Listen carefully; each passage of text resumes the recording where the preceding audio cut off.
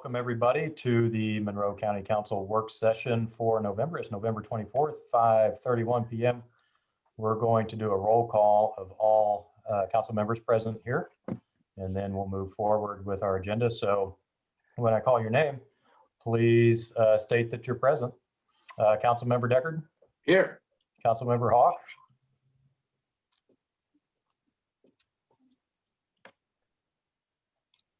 Here.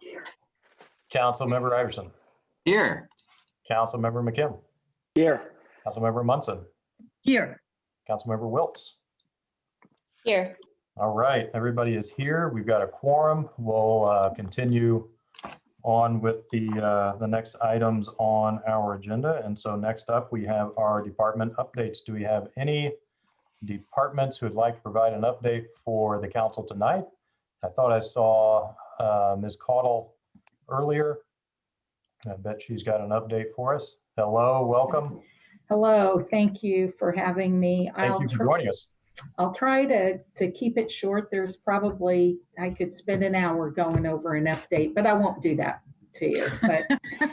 But we are in orange. If I know that you all follow the metrics and the state dashboard, and that means that we have community spread. I don't think that's a surprise to anybody. With that, the health board recently updated their health regulations, and the health officer, when we went to orange, updated the health order, which put in some more restrictive guidelines based on that. We've kind of been a little slower than the state all along, and I think that in part is why we are kind of in the shape we're in, which, while not good, is better than some communities. So gathering size limits are at 25. The city does have a limit of 15. So just to kind of make that clarification, restaurants and bars are closing at 1 a.m. To inside dining. So, you know, carry out, delivery, drive-through, those are still okay. What we don't want are people inside late at night, congregating indoors where it's more risky. We also want people to take precautions. You know, Thanksgiving is this week, and holiday shopping, you know, starts if it hasn't already. And we have been really from Labor Day on, it's kind of one holiday after another, festivals and things. Stage 5 came, and I feel like we're kind of paying the price for all those things. With each one of those holidays, we seem to kind of backslide a little bit, and I don't want us to do that. We could be facing much stricter guidelines come later December holidays if we don't take actions now. So please, please, please be careful this week and in the coming weeks, because we can turn this around. We have the tools to reduce the numbers and reduce the community spread. We just need to use them. So maintain that 6-foot distance. Don't become a close contact. Don't put yourself in that spot. Don't put somebody else in that spot. Wear your face covering, your mask. Avoid groups, and it doesn't have to be a group of 100. We're talking about groups of people who are not distanced, who are not masked, even if they're in your own family or your circle of friends. Stay home if you are ill.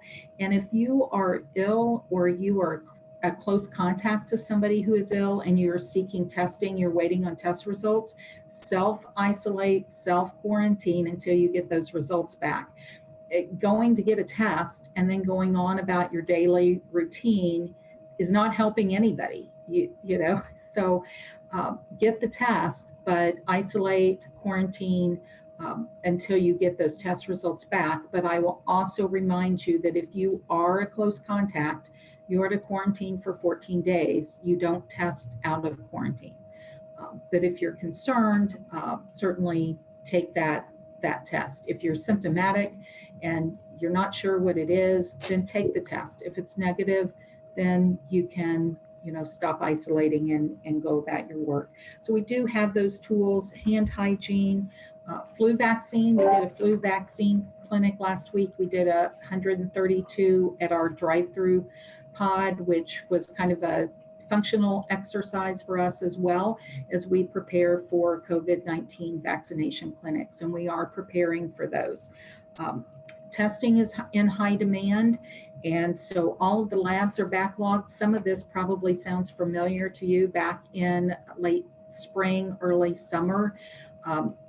The more cases we have, the more people that need testing, the slower the results can be because of the demand. The Morton community site is open. Again, the registration is a little clunky right now. We're working on with the state to make some improvements there. But if you complete the registration before you get there, you will have a pretty quick visit. The other thing that I want to mention about that is the platform for registration is through Zotec, and that is the same platform that was used for the Fairbanks study, where they did the antibody testing as well as the COVID-19 testing. And we have found a kind of a glitch. So when you go to register, once you kind of get done, then the study consent form pops up. And so we've had some people come to the site thinking that they are getting an antibody test. And that is a glitch. We've notified the state and Zotec that should be resolved. But I just want to make sure if you're hearing that from people, that is left over from the study, and the study isn't currently going on. It has nothing to do with that Morton Street site. So hopefully that will be resolved very quickly.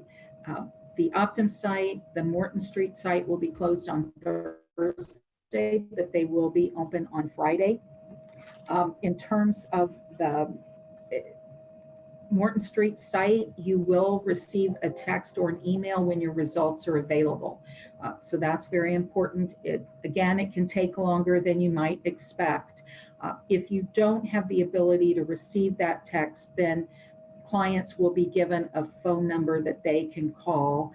And again, because of demand, we are asking people, if you call that hotline and you have to leave a message, leave a message. Don't call back 5 or 10 times, because that means 5 or 10 more times that people have to call in, and somebody else isn't getting to call and leave their message. So the state's trying to add people, they're staffing it, but it seems like as soon as they clear up that backlog of messages, more are coming in. So just a few things, bear with us, ask for everybody's patience, but most of all, ask for everyone to, stay in this with us, practice prevention. We can get through this together.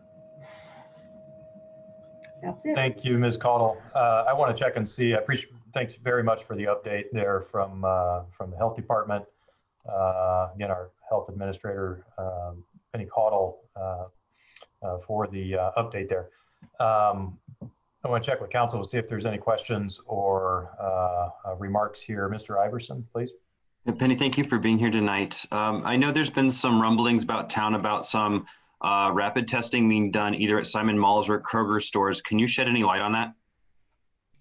Well, I think that there may be, I've heard that too. I don't really have any accurate information on that at the moment, but I would say be very cautious about random places that may pop up for testing.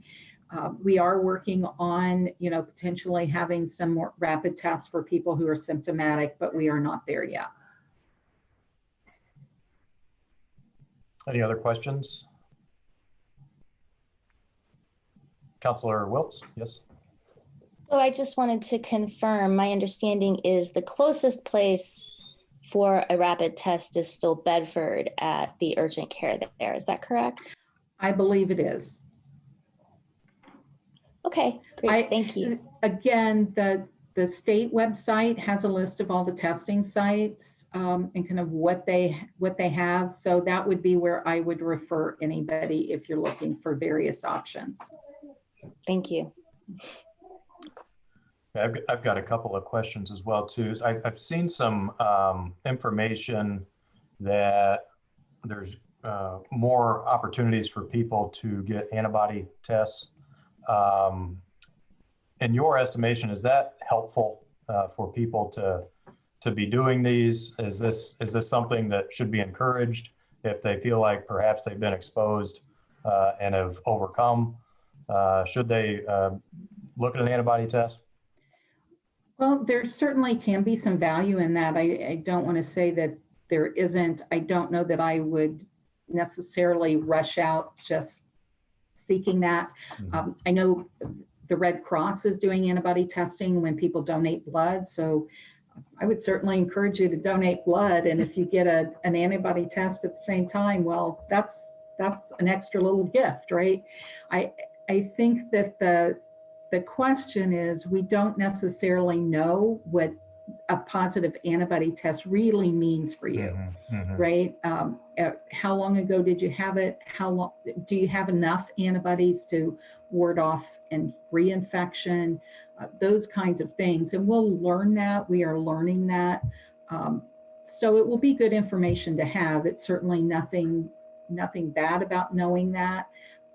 What I would caution people on is assuming that because you have an antibody test that's positive and says you had it before does not guarantee you not getting reinfected. Right. Okay.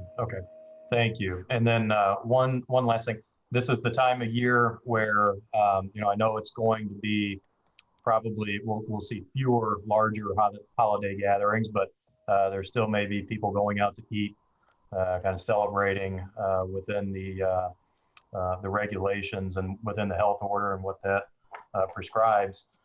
When people are ordering their food at restaurants and they're sitting at their tables, what are the mask protocols for that? Oh, I'm glad you asked that, because we did put that in our most recent health order and regulations. What we heard honestly was that waiters, wait staff were saying, I don't want to go up to that table and be serving them or taking their order when they're unmasked. I'm masked for them. Why can't they mask for me? And so we're really asking people to not only should you, when you are coming in, going out, going to the restroom, if you are moving about that facility, you should be masked, but we are asking you to keep that mask on when you are engaged with your server. So when you're ordering, if you know that they're bringing your food, put your mask on so that they're serving you when they're up close. It's difficult for them to maybe not be at your table for a period of 14 minutes or 15 minutes while they're there for an hour or an hour and a half, or maybe 2 hours if you're going out for a family gathering over the holidays. So definitely that is why we put that in there. It's part of what we changed with the bars because we had said you had to order at the table, and now they can have a line at the bar for service to order a drink, get it, go back, because everybody's masked. They have to be 6 feet apart in line. They've got to be 6 feet apart from people sitting at tables. Those things have to be marked, but that was all part of the conversation that we had with businesses and workers. Yeah. Well, thank you so much for engaging the businesses and the workers and getting an understanding of their thoughts on a lot of this. And I think, the more that we can get this out there, the more it's just going to keep people protected. So thank you so much for everything that you're doing. Really appreciate it. Any other questions or comments for Ms. Caudle? All right. Well, thank you so much, Penny. See you in a moment. Any further department updates this time? I don't believe I see anyone, so we'll move. We have one. Oh, okay. Julie Thomas. Yes. Welcome, Commissioner Thomas. Thank you so much. I'll be quick because we're going to be talking about this again in a little bit. But just for the community to know that through November 19th, we've granted $207,646 to local businesses and social service organizations through CARES funding. And that round of funding closes November 30th. So if you have other grants or loans, please ensure that you get your application in by Monday. Also a note for folks that due to COVID, the Canopy of Lights annual event has been canceled this year.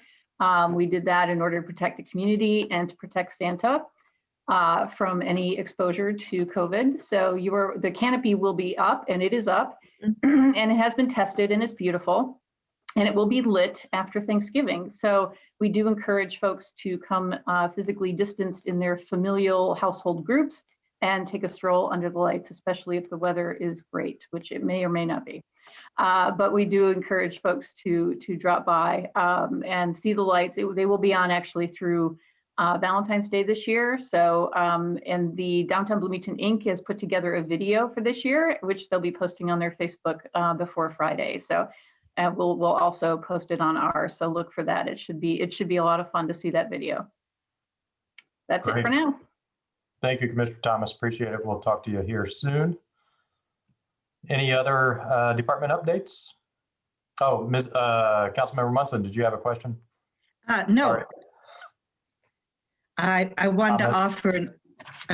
offer a brief update that the History Center also will not be having an event during the usual canopy of lights like they do, but they will have an ability for public to see exhibits and do research in the library, and this is to be done by appointment.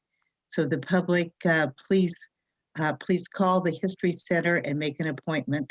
And this is for the safety of the staff, of course, but also for the patrons of the History Center and the public. Thank you.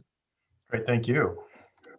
And a good segue into our next item on the agenda, which is our council liaison updates. Do we have any council members who'd like to share an update from one of their liaison departments or just a general report? Mr. Iverson and then Ms. Wilkes.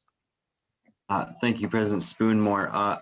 I just wanted to acknowledge that the Substance Use Disorder Awareness Committee met last week, and congratulations to Jean Kapler, who's been voted in as president of that organization. Couldn't be happier. A local social worker and a longtime activist in our community. So congratulations, Jean, on that.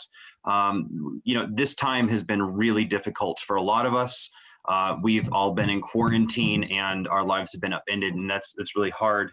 But it's been especially difficult for those who are struggling with a substance use disorder, and this isolation and challenges has been really difficult. So one of the things that came out in that committee was that sadly we are losing our neighbors at a quicker rate than in 2019.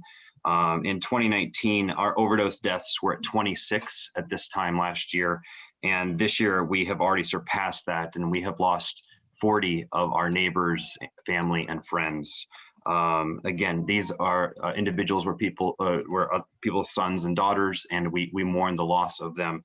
And so tonight, I ask with the committee to call on our community to support those organizations in our community that are offering help to those with a substance use disorder. And this is an especially important time to do that as we're heading into the winter. Thank you. Thank you, Mr. Iverson. Councilmember Wiltz and then Mr. McKim. Yeah, I had a couple of things. The first is that the MPO Policy Committee, the Metropolitan Planning Organization, did submit their finalized transportation plan to the state. And this has been kind of a long time coming, but I just thought I'd just, kind of give a little update that it's been submitted. And, this is the first time that it was done completely in-house, at least in a long, long time. They've typically had outside help with this, but I think having kind of walked through this process this year, it's a really good example of the use of local public input. There were a lot of challenges with gathering that input because of planned public events having to be canceled. But this plan really takes into account the responses that the staff received to their survey, and it shows in the plan itself. I think it's unique and unique to Bloomington and Monroe County and that area and the surrounding area. So that's that update. I'm sure that the transportation staff at the city is thrilled to be finished with that project for at least a little while.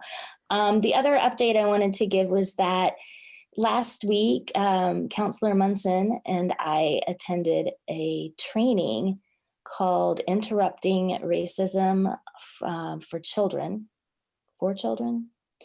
Anyway, the training was not for children. The training was primarily for the court-appointed special advocates in Monroe County, as well as other folks working in that system, and they opened it up to other county employees.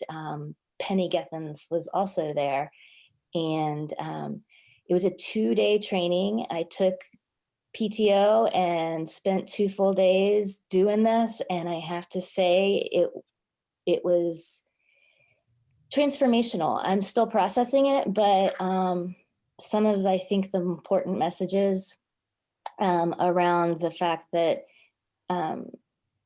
each individual can have a lot of impact, but it takes a lot of work and conscious effort and constant diligence toward combating racism in our systems, especially as they affect families and children.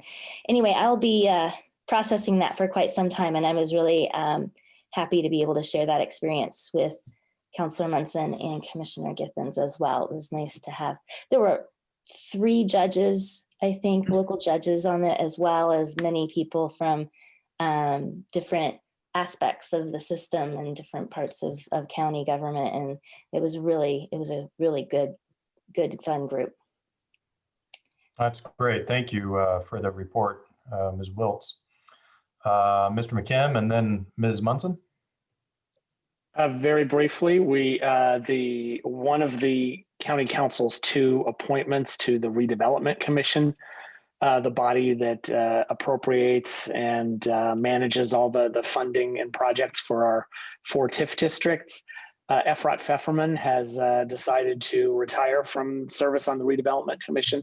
So we have an appointment that we're going to be needing to make early next year. So I encourage anybody who is interested in economic development to go to the county website and put in your application for that position. It's a very extremely important board that manages millions of dollars of projects and Kate used the word transformational. Some of the work they've done has absolutely been transformational to the economic climate of Monroe County in particular, and the west side of Monroe County.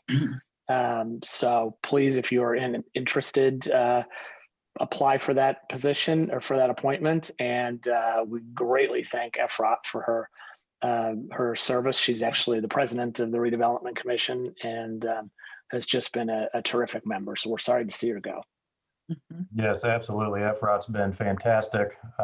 And we will be officially following up with her here soon and thanking her for all of that wonderful service that she's provided. But glad that she's now has a little bit more time to focus on some other. I know that was a very heavy time commitment for sure, but yeah, I look forward to seeing new applicants for that position as well. But thanks to Efrat for a wonderful job there. Ms. Munson, I believe, was next. Yes, just real quickly, I wanted to follow up on what Councillor Wiltz reported and to share with you all the titles of the books that were our homework.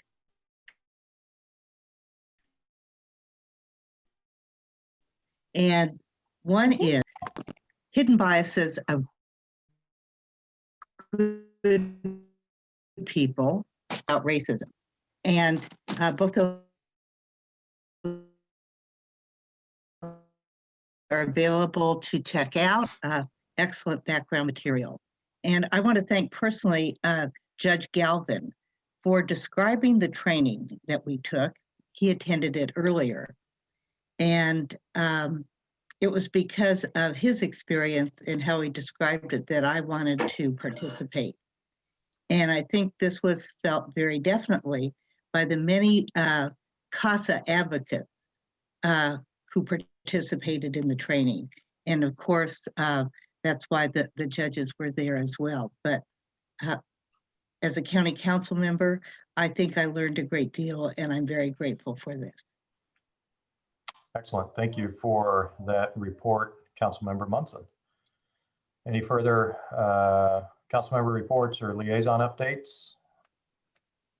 All right, we'll move on to our first item of business here, which is with our solid waste management district, as well as our legal department. I think kind of teaming up on this one.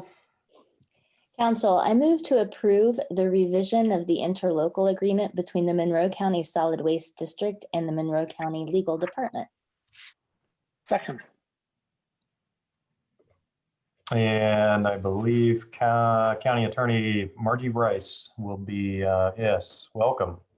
Hello, how are you guys? Great. So this is a fairly simple change from what was before you. Previously, when this item was on your agenda, it had a start date of November. It ran November to November, but the parties decided to have it start January 1 of 2021 and run through the rest of 2021. So we're just asking for you to approve this with a new term. And that's the only change. All right, very simple.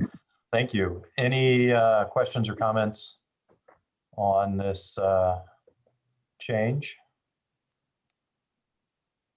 Is there any public comment on this request? Seeing none, we'll do a roll call vote, please. Ms. Miller? Councillor Spoonmore, Yes. Councillor Hawk, Yes. Councillor Wiltz, Yes. Councillor McKim, Yes. Councillor Munson, Yes. Councillor Deckard, Yes. Councillor Iverson. Yes.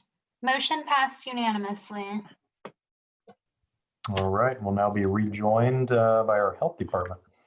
Council, I move to approve the Health Department's request for a category transfer in Fund 8129-9620, Baby and Me Tobacco Free, in the amount of $600 from the services category to the supplies category. Second. Welcome back, Ms. Caudle. Thank you. I think I was here a month or so, a few weeks ago. I don't know. I was doing some other category transfers, and this is one I think I just missed. Baby and Me Tobacco Free is a tobacco cessation program for women who are pregnant and their spouses or partners or others in their household. So as you can imagine, this year we didn't spend so much on training and travel because we weren't going out and about to do those things. And the state allowed us to move some of that into supplies. And this is just really kind of a housekeeping request in order to do that. Very good, thank you. Any questions or comments for Ms. Caudle on this request? Is there any public comment? I don't see any there, so we'll take a roll call vote, please. Councillor Wiltz, Yes. Councillor Iverson, Yes. Councillor Spoonmore, Yes. Councillor Munson, Yes. Councillor Hawk, Yes. Councillor McKim, Yes. Councillor Deckard. Yes. Motion passed unanimously. Thank you all very much. Thank you. Have a good evening. All right, and up next is our recorder's office. Council, I move to approve the recorder's request to approve Ordinance 2020-51, Recorder's Perpetuation Fund for 2021 expenditures. Second.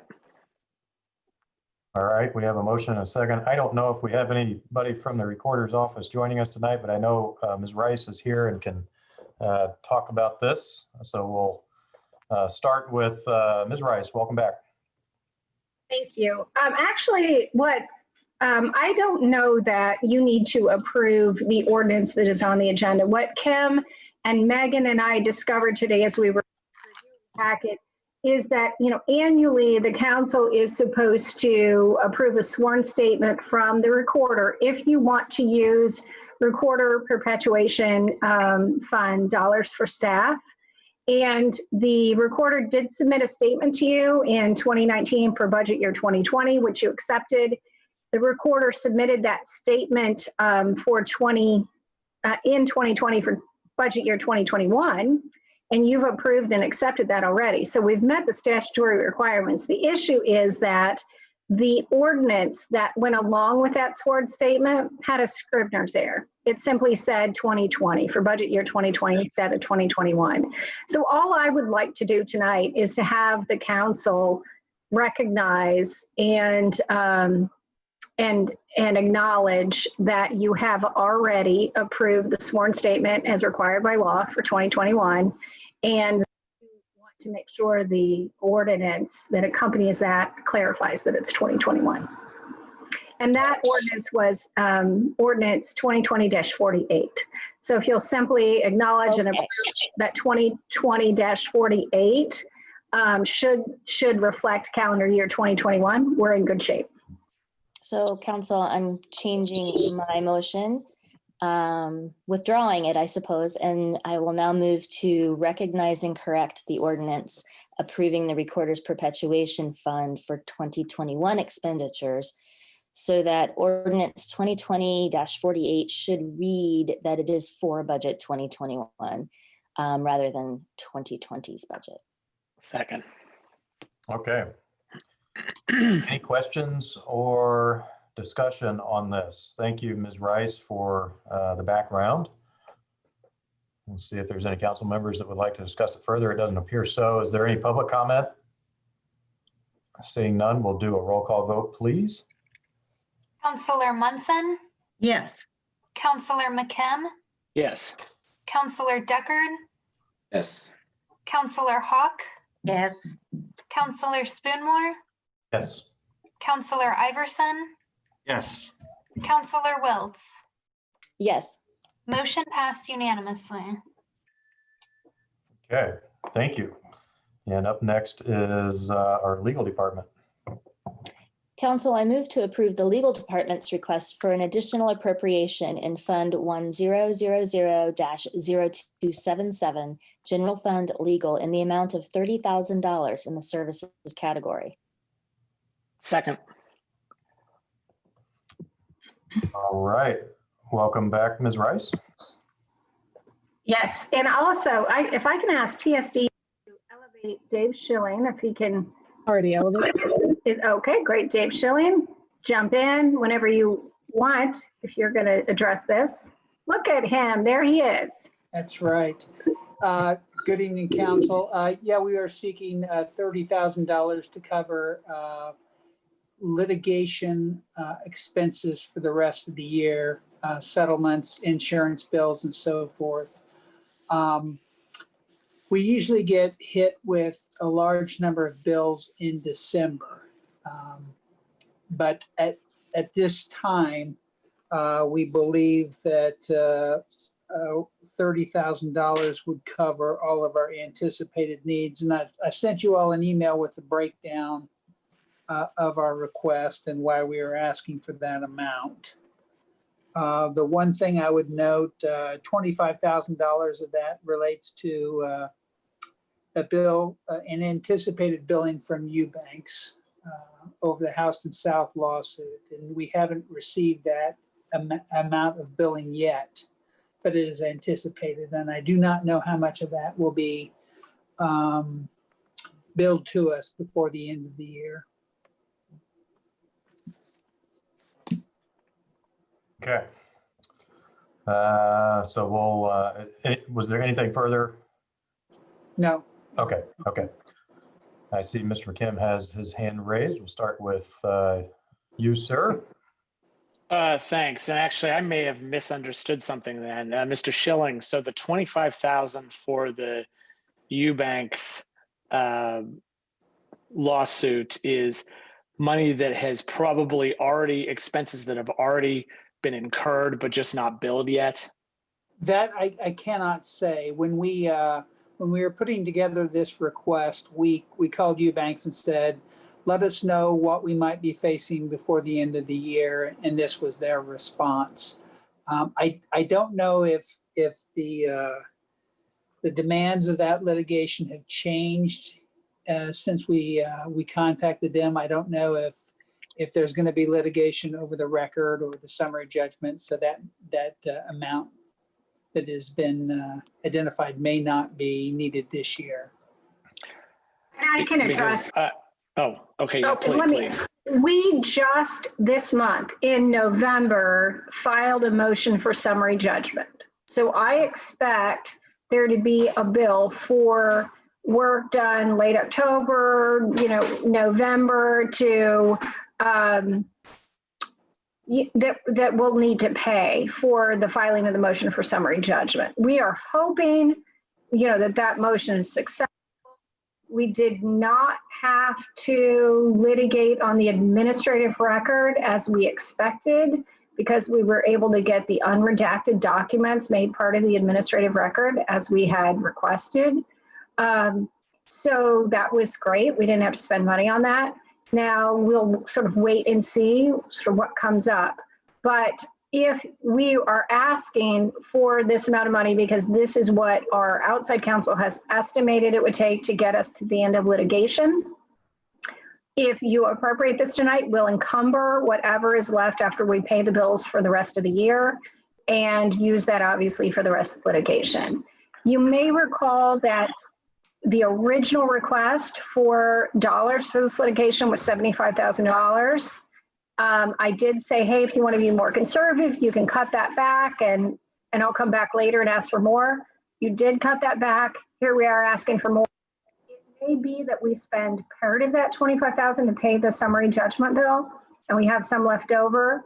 Obviously, new budget years happening starting January 1st, 2021. We'll have some dollars in our litigation line. So we would like you to appropriate this $25,000 so we can pay the bills we have to get to summary judgment. And, and we are trying to be as conservative as possible and trying to work with counsel and stay on top of things. So we're certainly not wanting to spend any county dollars that we don't have to spend.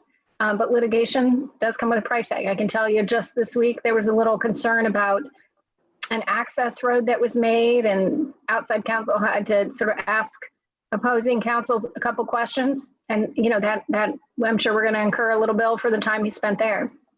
But you never know when you litigate, sort of what, as Dave says, you just, you don't have a crystal ball and you can't predict. But we would certainly appreciate this appropriation because that'll help us pay our bills for the rest of this year. And then whatever's left over we'll encumber. And we hope, again, as I said, we hope summary judgment's successful, but it depends on how the judge rules. So my dilemma is that as came out when we actually voted for the initial appropriation, I'm opposed to pursuing this litigation. I don't want to spend one dime more on it. But on the other hand, I certainly acknowledge that we need to pay our bills that we've already encumbered, or expenses that we've already incurred. I also certainly want to support the Huff settlement. I mean, I voted for that on the Plan Commission. Although it gives me no pleasure to pay that money out, it was the right decision, and I certainly want to make sure that settlement is funded, as well as the gift lawsuit, which we really have no choice in. So I'm really, I'm kind of in a dilemma here. My inclination is to pull out the $25,000 for any additional work on Houston South. But like I said, I'm a little challenged to hear that maybe some of that might have already some of those expenses may have already been incurred. So I'll yield to my colleagues here and listen to what people say, but those are my thoughts at the moment. So what is the split there? The 25,000, how much is currently obligated of that? That I do not know. Until we get the bill for November. There was some work done in November. We do not have that bill yet, the bill at the end of the month. Summary judgment, and we sent to you an email where they estimated sort of what they thought the cost would be. Summary judgment will eat up a decent chunk because, you know, you're filing a summary judgment brief. There's a whole lot of work that goes into that. That was something we agreed to do. We told them to go ahead and do it. And so we're obligated to pay that bill. That'll come at the end of the month. And then we're kind of in wait and see mode to see what, you know, sort of how it goes from there and how the judge rules. So we've gone through the initial 50,000, and now we're looking at the additional costs that could be anywhere between, you know, a few thousand and 25,000 that we currently owe or will currently owe. Is that accurate? Yeah, and we certainly can, you know, trust it, you know, trust us. But seriously, we are regularly. I've probably sent 4 emails to outside counsel. Posted. They know we're trying to be very judicious with these dollars, and so we are monthly in conversation with them about costs. They're very well aware that we are trying to make sure we are not spending dollars that we don't need to. In fact, outside counsel regularly ask me, hey, do you want to do this? Do you want to do this? You know, this is going to cost money. So we are in, you know, regular conversation with them. So if you appropriate these dollars, we will pay the bills for what we've incurred. But Dave and I are trying to stay on top of it and make sure that we don't spend any extra money that we don't have to. I saw Councilmember Hawk's hand. Yes. Of course, I don't support this lawsuit at all. I think it was inappropriate. I said so at the time, and I continue to have that opinion. I believe that if more dollars are needed, at the very least, it needs to come out of the commissioner's already appropriated budget. Let them find it someplace in their line. But it would be lovely if I could support some of the rest of this, but the way it stands, I'll just have to vote against. Even though I believe we should pay our bills, but there's other places to get the bills paid without doing an additional appropriation.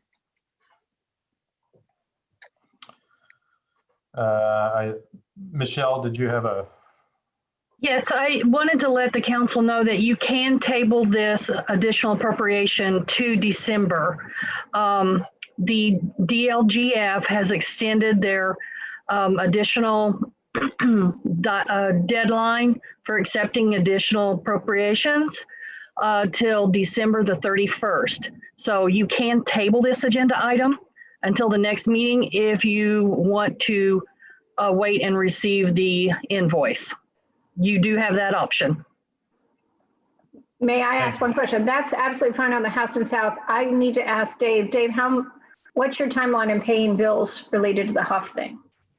Well, I'm not sure, but it could be next week. We just haven't gotten the paperwork yet, but that could be demanded next week or next month. I don't know. But certainly want to be in a position to pay that when it comes due. Yeah. Okay. Thank you, Michelle. Councilmember Munson. Need to unmute. I was just going to ask about tabling because that certainly seemed appropriate since we are operating without good financial information here. And I think that's especially the case for the House and South project, but I don't have the information. I don't think any of us have the information on when we can expect in order to pay on the Huff case. Thank you, Mr. McKim.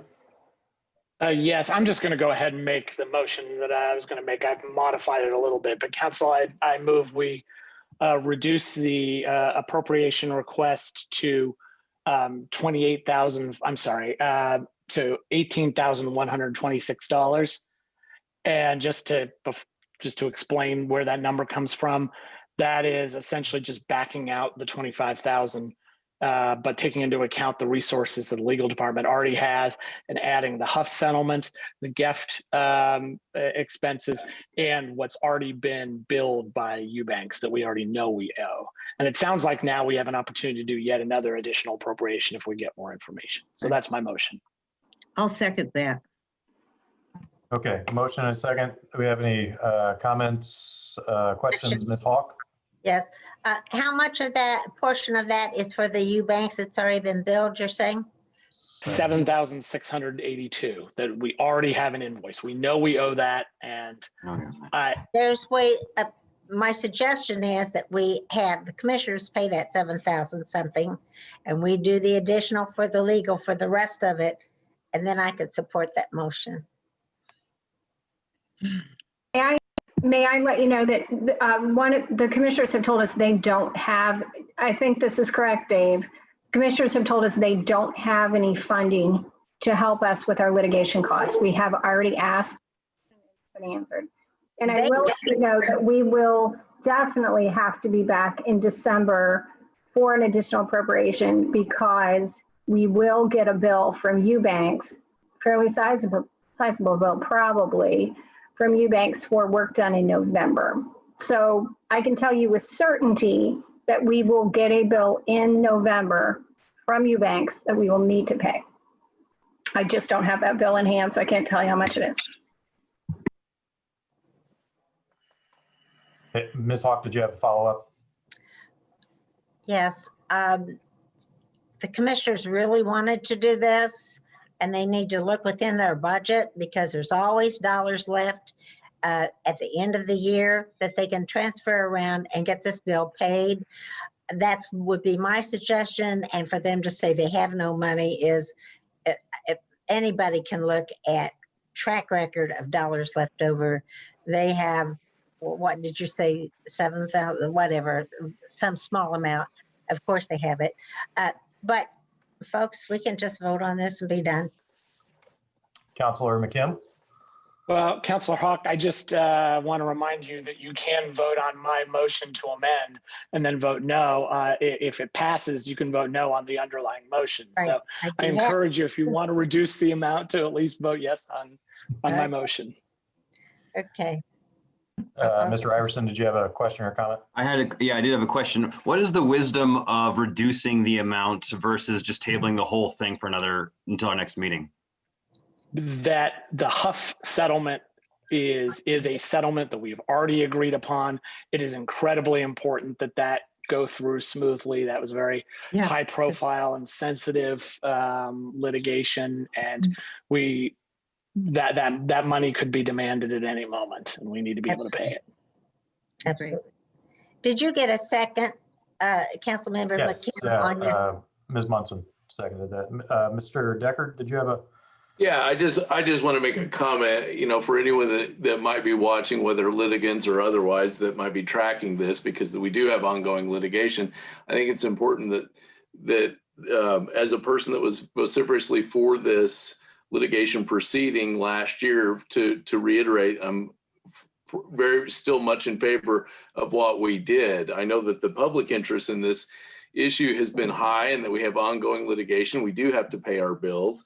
I support this motion that Councilor McKim's got, and I will also support us revisiting in December when we have better information. But again, we did commit to this track alongside other county entities, including members of the Environmental Commission that were here. And this is what happens when we get knee deep. I don't want someone that is watching this to perceive that the county might not be that vigorously committed to the effort and therefore use that as part of their own legal strategy, because we do care about our water, we do care about our land, and we committed to this for a reason. And I think we've got a good alternative motion here from Councilor McKim. Thank you, sir. Michelle? Yes, Councilor McKim, could you restate the amount? Megan and I did not catch it. $18,126. Thank you. And that's just simple arithmetic based on what Mr. Schilling sent out. Okay. All right. Anything further from council on Mr. McKim's motion? Any public comment on the motion? Seeing none, we'll do a roll call vote, please. Counselor Deckard, Yes. Counselor Hawk, Yes. Counselor Iverson, No. Counselor Wiltz, Yes. Counselor McKim, Yes. Counselor Munson, Yes. Counselor Spoonmore. Yes. Motion passed majority 6-1. Okay, so now we'll go back to the underlying motion and see if there's any additional discussion, questions on that from council. Anything else we'd like to discuss? A point of clarification, this is voting on the 18,126 as amended. Exactly. Thank you. So you just reduced out the Councilmember Hawk. And further clarification, it still includes dollars for Eubanks. It does include the 7,000 some odd dollars. 680, yeah, 7,682. Yep. Okay. So looks like that will do it for council. Is there any public comment on this? All right, we will have a roll call vote. Counselor Spoonmore, Yes. Counselor Munson, Yes. Counselor McKim, Yes. Counselor Wiltz, Yes. Counselor Iverson, Yes. Counselor Deckard, Yes. Counselor Hawk. No. Motion passed majority 6-1. Okay. Well, we'll keep an eye out for the additional information from Eubanks, and very likely we'll have another discussion here on this soon. Thank you. Yep, thank you. And next up is our Technical Services Department.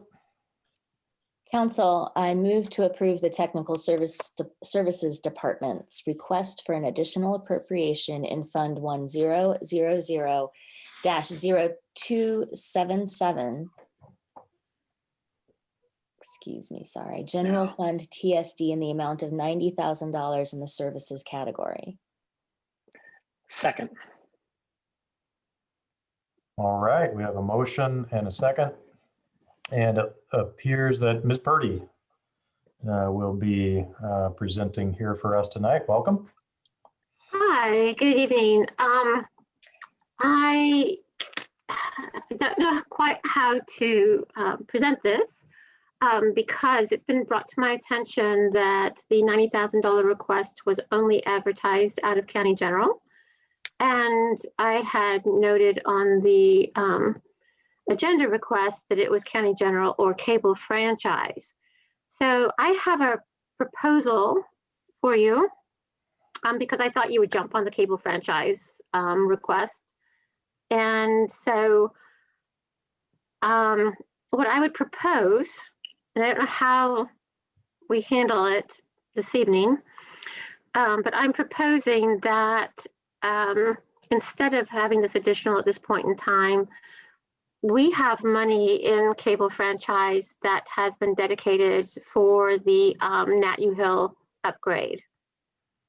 I believe we could do a category transfer from using some of those funds. I believe it's 180,000, but I'm just pulling that out of the air because I can't see you guys and also access Lao. So I believe that we could do a category transfer in cable franchise, and then we could come back in December and request that it be backfilled. So does that make sense? So we could take some of the money from the Nat U Hill upgrade, move it to the telephone maintenance line, and then come back in December and request either the actual, we could actually ask for the money in telephone or in the Nat U Hill upgrade. Does that make sense? And I just want to point out, I read the wrong fund number, I believe, when I did that, but it sounds like we're going to be changing it anyway. So yeah, regardless, this has all got to be changed because I read the wrong fund. No, you're good. I think it kind of goes to how this has been running right now. So I think this is a conversation for you guys as to how you would like for us to handle this situation. I mean, you can obviously just, you know, appropriate it in county general and be done with it. But I did anticipate and actually thought that cable franchise was a better place for this. So, Mr. McKim? Yeah, Angie and I have kind of been working on this for a while this afternoon, and Kim and Megan. And yeah, it's cable franchise fees is definitely the right place to put it. There's adequate funds there. I did a little mini 4B if anybody's interested, but I mean, you just take our word for it. There's plenty of money, or there's adequate funds in there for this appropriation. And so Kim, just so I can understand on the timeline, we would still be able to do one more appropriation if we had a December work session. That is correct. We double checked with the newspapers. We currently have a work session scheduled for the 22nd of December. We've always canceled that meeting because of the holidays. So with that in mind, I checked with the papers. If you guys would like to cancel the 22nd and have a work session on the 15th, we can do an additional appropriation, have it advertised correctly, but we would have to get it to the papers before noon on Monday. So you have that option, and that would be our last additional appropriation. And that's only because of the new way that DLGF is allowing us to report those additional appropriations. So they're still accepting additional appropriations up until December 31st. So that's what we can do. So we can either continue with the 22nd work session and change it. I don't know. I mean, I don't know about anybody else. I'm not doing anything on the 22nd. I'm going to be here quarantined in my house. But if other people have plans, then we can certainly, if you want, people are going to be traveling and so forth, then we can look at other dates. Well, so I guess that I would just like to say that before I make a motion, I'm interested in hearing what everybody else has to say. But my inclination would be to do the transfer tonight. So I could move to amend the current motion to instead be a transfer from line 44150 to line 30072 in cable franchise fees instead of the appropriation out of general. And then we could do the appropriation on either the 15th or the 22nd. I am happy with either of these dates. And so like I said, before I make that motion, I'm interested in what everybody else has to say. Mr. And of course, some people may have questions about why we need the money too. But. Mr. Iverson and then Ms. Hawk. When reading through the packet, it made it sound like this was something of a time-sensitive request. It's related to employees using the phone during quarantine.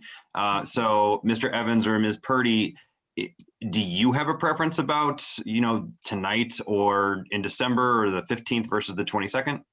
Is there time sensitivity to this? Yes, I would ask that if the council is comfortable with this appropriation coming from cable, that we do the category transfer this evening, because there are outstanding invoices. And then actually Commissioner Thomas pointed out to me that some of these we might actually be able to recoup, if you will, from CARES, because some of these additional costs have had come about as a result of needing to put in additional equipment because of how people are working now differently. I think Eric is still on. If he is, he can Yes. speak better than I can to this. Yes. So we got to the end of the year, and we, both from a hardware standpoint and a data device standpoint, have just deployed an exponentially higher number than we ever have any year since I've been here. The costs associated with the stuff tonight is all from getting new cell phones for people, getting new iPads with data plans for people. Quite a few people that needed to work from home didn't have very good localized access to the internet, so we got some cellular hotspots that we distributed to some of the staff, so that they could do these Zoom meetings and whatnot. So that, I mean, a good chunk of that, which we've got cataloged, could be chalked up to being COVID related. I mean, I would say, if I'm spitballing here, at least 85% of that. All right, thank you. Mr. McKim. First of all, Commissioner Thomas reminded me that we have a plan commission meeting on 12:15. So I hate to say it, but 12:22 is probably the better option if we're going to do that. And I feel the same way. I'm not going to be anywhere. So I'm I'll certainly actually okay be with looking that. forward to it. I'll want something to do that day, I'm sure. Yeah, we can schedule a 4-hour one for you. No. It'll be quick. Don't worry. But the other thing I would say about the CARES Act, I mean, yeah, it probably is, but I don't understand. I don't see how that really helps us, since that money's all in general fund now anyway. And so spending it out of cable franchise fees is actually probably still the best alternative. Yes, Councilmember Hawk. Well, either way, we need to work at trying to get the refunding back from CARES, because that's a pot of money that we're supposed to be using for this kind of thing. And so we should not be spending down county general without trying to get that reimbursement out of that pot of money, it would seem to me. But whatever, on the 22nd, we can all share time in the kitchen together. Fine thing. All right, Council, I move we amend the motion on the floor to, instead of being an appropriation out of county general, that we instead transfer in, let's see, fund, is that 2502? Cable franchise fees, $90,000 from account 44150, IT infrastructure, to account 30072, telephone maintenance. Second. Okay, any questions? Further discussion? Ms. Wiltz? Yeah, so it was my understanding that these expenses that departments had that were related to COVID, the auditor's office was asking for those to be submitted kind of on an ongoing basis. So is that something then that TSD can now go back and do? And will that impact our requests for CARES funding, or have we maxed out on what we've requested already? Can someone illuminate that process a little bit for me? I can, hopefully. And then if not me, then I think Jeff can help you guys. But the auditor, the CARES funding somewhat changed a bit, in the sense that the state just said they would prefer that we use our public safety personnel costs. I think they got tired of us submitting individual requests for reimbursement based on COVID.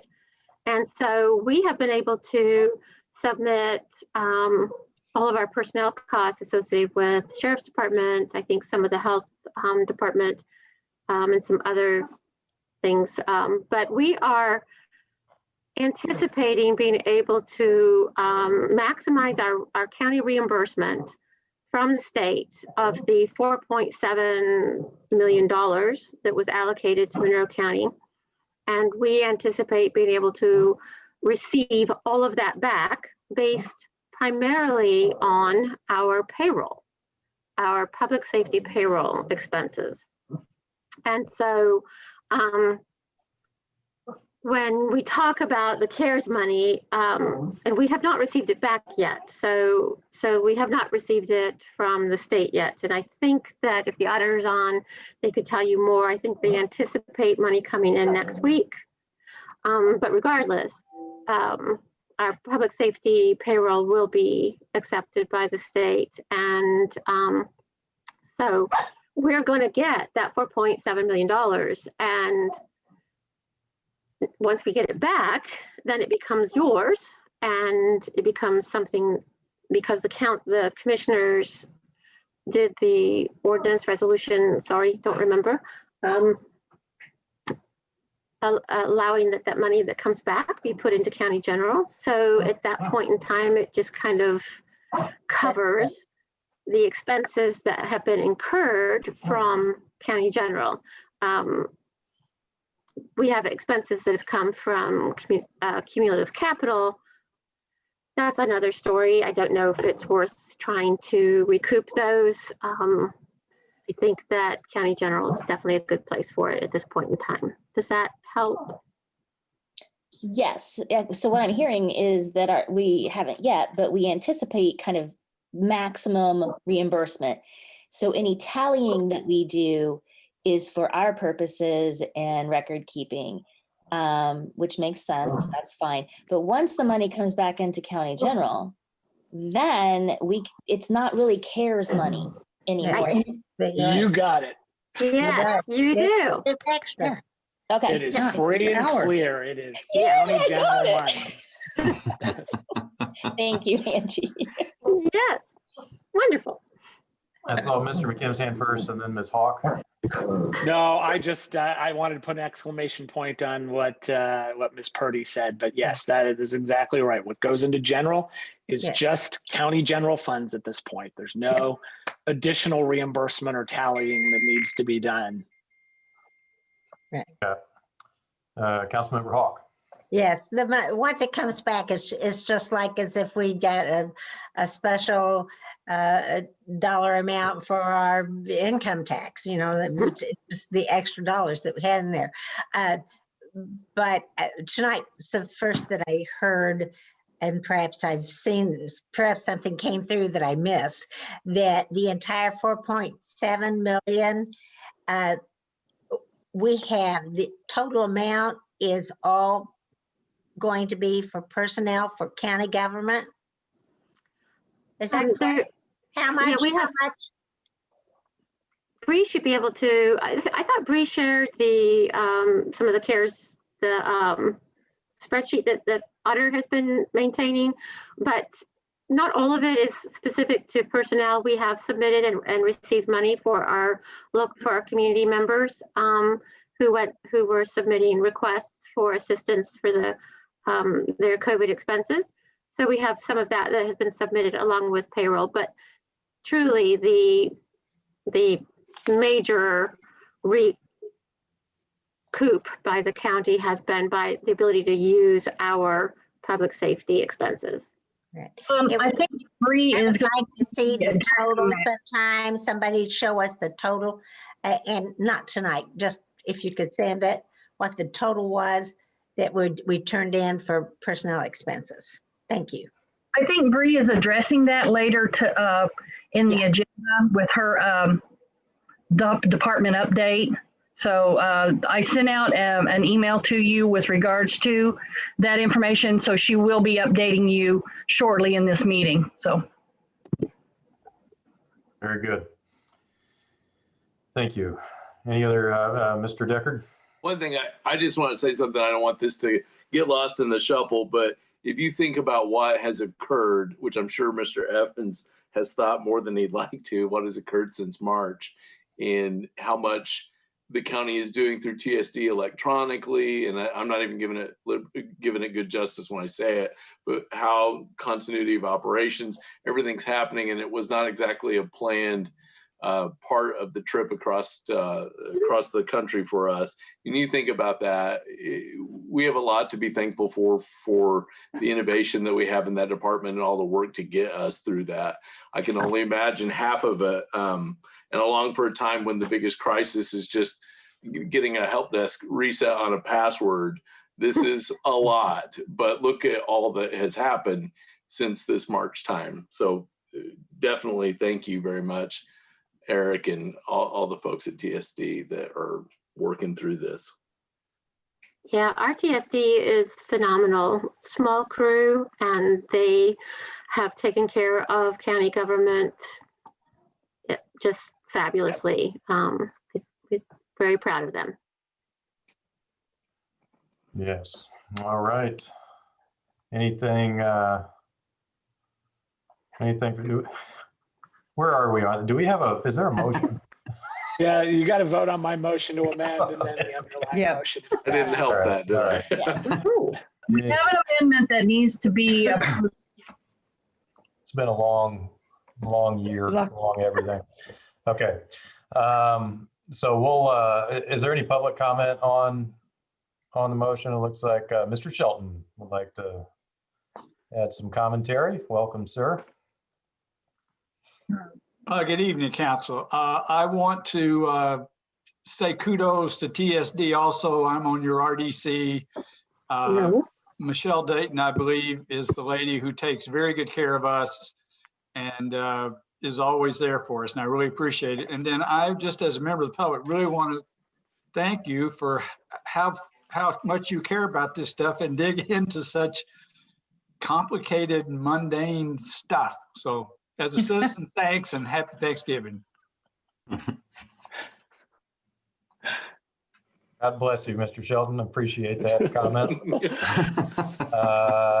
So now we will, looks like Ms. Hawk has a follow-up. I feel strongly that I have to send out a huge kudos to this department because they have really pulled me out of a real mess I had on my hands where I couldn't go shopping to try to repair a cracked computer and couldn't figure out how I was going to get all of it put from one laptop to another, and too much going on with other things going on in my household. And they just pulled out a rabbit out of the hat and fixed it, and just as calm as could be, helped me. And I really appreciate it because it's important that we all be able to stay in touch with one another and be able to read our documents and to be able to read the newspaper and to see what the community wants us to be doing. So I appreciate it very much, Mr. Evans. Great department, and a big thanks to Mark. All right. Thank you. So we'll have a roll call vote now. Or Ms. Munson, I think, had a. Yes. Could you please restate the motion to amend? Seriously. Oh dear. Oh, Seriously. Where did I?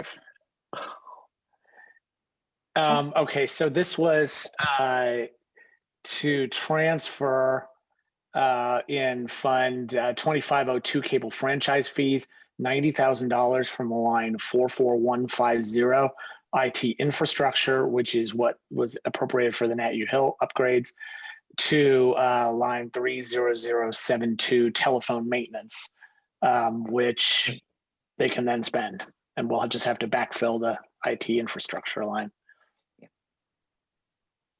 Okay. Is that good? Yes. All right. Now we're ready for a vote. Counselor Iverson, Yes. Counselor Spoonmore, Yes. Counselor Munson, Yes. Counselor Deckard, Yes. Counselor Wiltz, Yes. Counselor Hawk, Yes. Counselor McKim. Yes.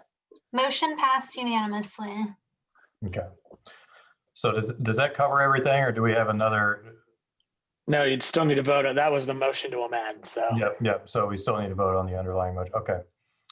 Any further discussion? Yeah, Ms. Wiltz? I noticed that, I think everyone noticed that the Nat U Hill appropriation hasn't been spent at all. And I'm just curious if there's an update on what's going to happen with that. Mr. Evans, I would defer Yes. to him. Yes. Can you hear me? Yes. Okay. So we put together back in June, we put together a scope of work document that we distributed to 4 different vendors. Throughout the couple of months, 2 of the vendors dropped out. They didn't even submit a bid on it. We ended up getting 2 bids, one from a company that is significantly smaller than the other. The bid that we're favoring has a couple changes that need to be made to it. I think that they've underutilized. I think we need more video, some more video monitors in there than what they've quoted. So once that gets changed and we come up with an agreement on that, we'll be ready to have that agreement signed. It's a little bit right now, it's a little bit over what we had appropriated for that amount, but we also haven't done the usually a lot of these deals, there's some compression that happens at the end. So I anticipate it coming in a little bit under what we've appropriated from a budget standpoint. I hope to get started next month. Oh, okay, great. Thank you. I mean, we would have probably gotten started a little earlier, but the clerk's office was using the Nat Hill room for part of the election process, and it doesn't look like we're going to be having in-person meetings, right away. But I think we're about ready to get started with it. If anyone wants to know more information, I can certainly send you guys the scope of work document that describes everything we're trying to achieve with it, and then a memo on what the solution is looking like on it. If it's not too much trouble, I'd love to see that kind of thing. I'm okay.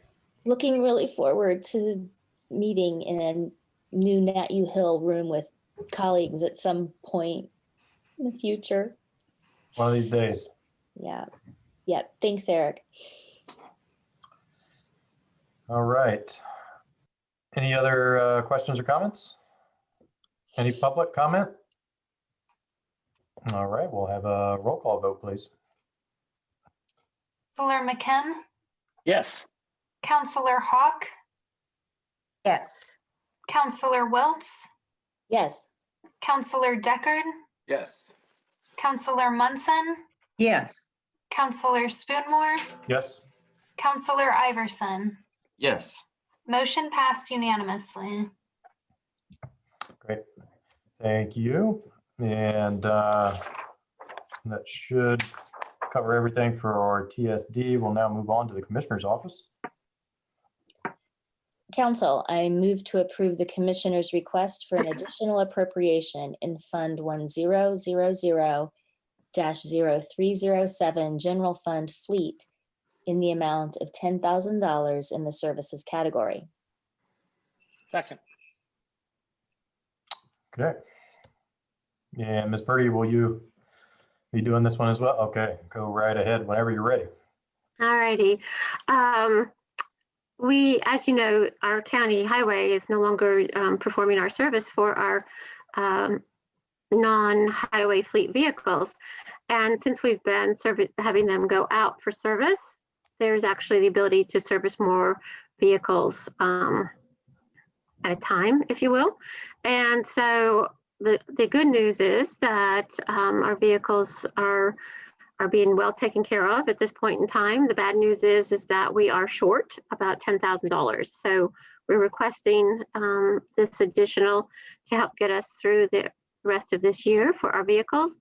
And I'm hoping that next year, as we discussed during the budget process, that we'll be able to come back to doing our in-house service of our vehicles. So hopefully this is just a temporary request at this point in time. Okay. Any questions? Discussion from council? Any public comment on this request?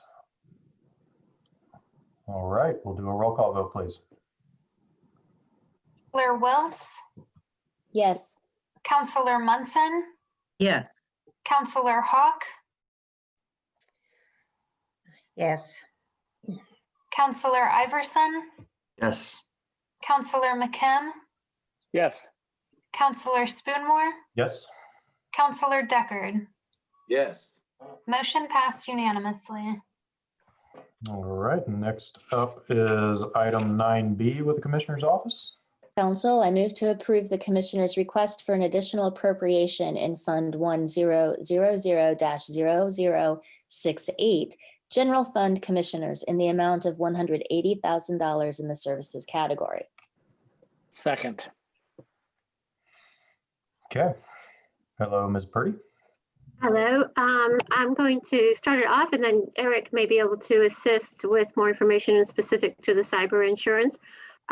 This request is at the $180,000 is not just for the cyber insurance. We're also in the hole, if you will, for our other insurance, about $28,000.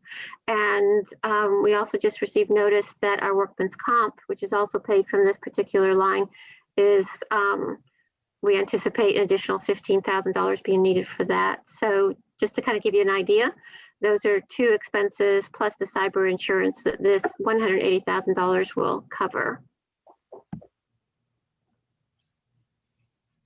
Okay. Mr. Evans, was there anything in addition to that you wanted to add? So yeah, the getting quotes for cyber insurance was a fairly lengthy project that that Jeff Cockrell and I and Angie worked on. And in fact, you know, getting any kind of insurance like this year has been particularly tricky because the marketplace has changed. Apparently some of the companies that we went to get quotes for the cyber liability insurance stopped carrying that product midway through the quoting process. It's been a tumultuous year from that standpoint. Essentially what we're looking at for this is the type of situation that this insurance is quoted based on the amount of personal health records we retain from a data standpoint. And if you think about it, between all the employees, all the people that have come and gone from the jail, all of the information we have in the health department from the birth and the death certificates, there is a staggering amount of public, what they call PID, and that's what's used to generate the quote. So it's, basically meant to help us out in the event that despite all of the careful, prophylactic protection that we use at the county to keep from getting hacked.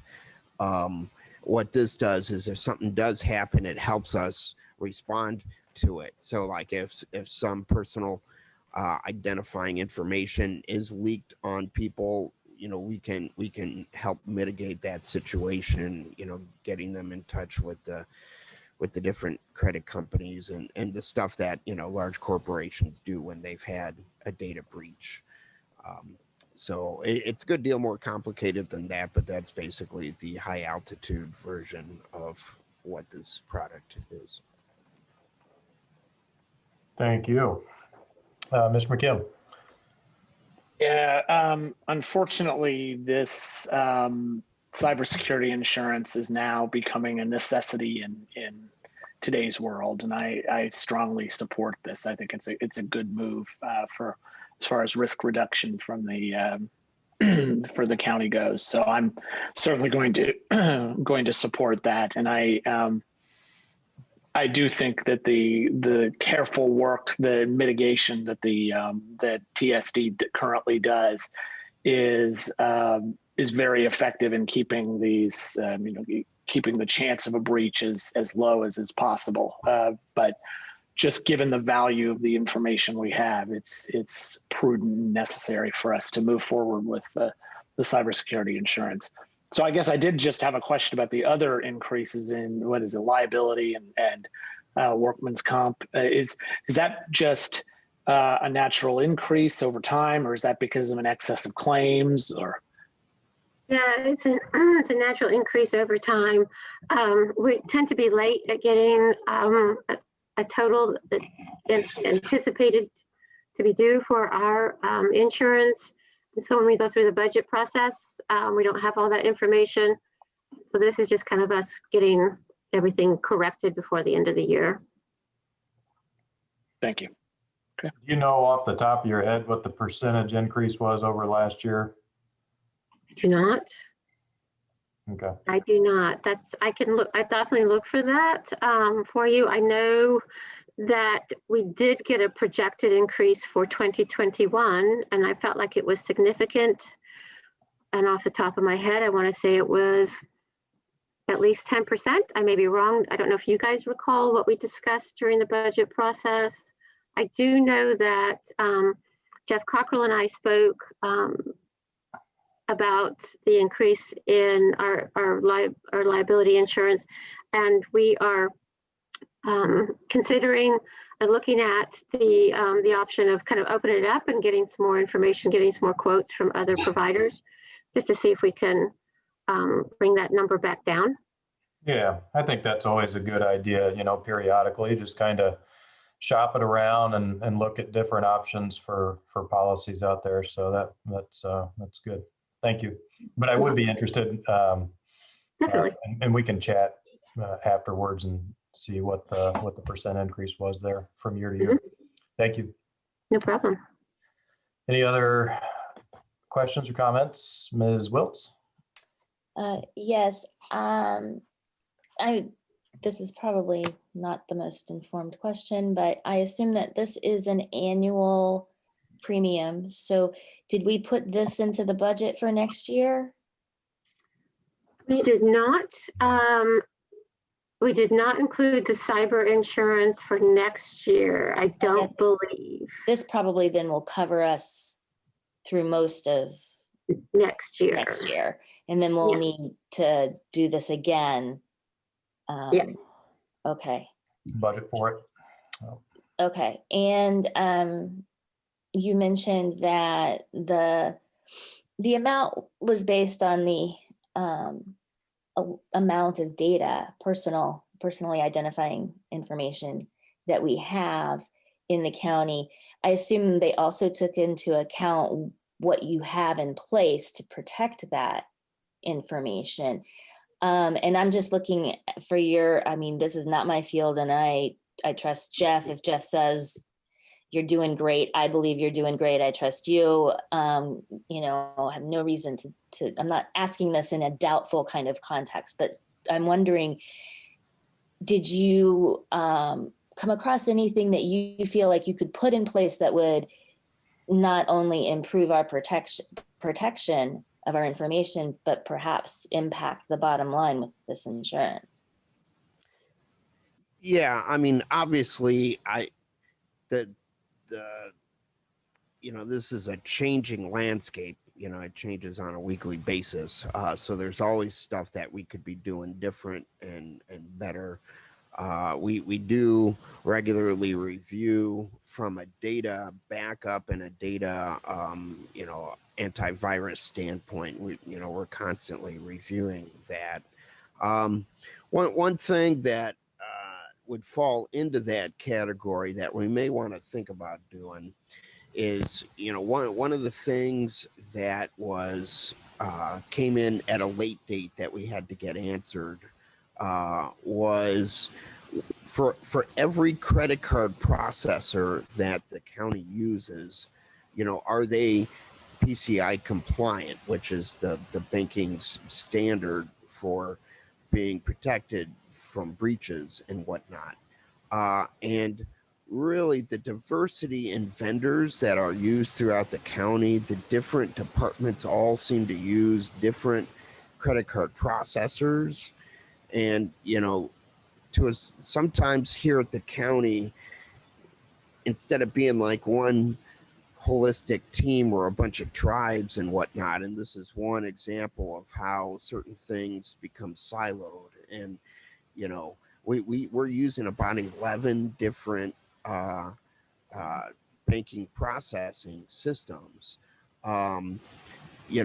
So if one of them has a breach, it'll affect us. I think we could benefit from trying to get all the tribes to work together to agree on one credit card processing system. And I think you'll find some departments really don't care either way as long as they're getting their stuff processed, but others will really not want to switch. So that would be the one suggestion that stood out to me at the time.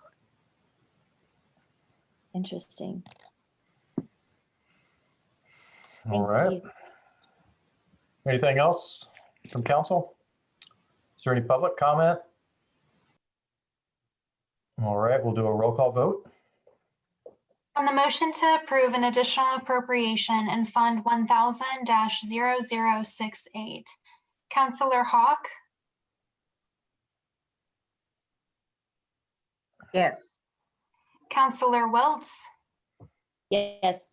Councilor Deckard, Yes. Councilor Spoonmore, Yes. Councilor Munson, Yes. Councilor McKim, Yes. Councilor Iverson. Yes. Motion passed unanimously. All right. Thank you. I think we got one more here with discussion with commissioners. And I'd like to invite, we have all of our commissioners here with us, Commissioner Thomas, Commissioner Jones, Commissioner Givens, welcome. So we'll have a discussion here for this next item, 9C, regarding priorities of community COVID relief. So welcome. Thank you. So I'm going to go ahead and share my screen and ask your indulgence here for 1 second. There it goes. So I just want to review where we're at, and really, I think it's important to think about what we've done so far with COVID funding and what we're planning to do next, and that's why we will need council input. And this is really just sort of to get everybody thinking about what we're doing with the remainder of the CARES funds. So we are, as Board of Commissioners, incredibly grateful for the council's cooperative effort as we've provided funding for businesses and individuals in our community. And I know that the business community and community members are really grateful as well. So I sent out a report that got to you this morning.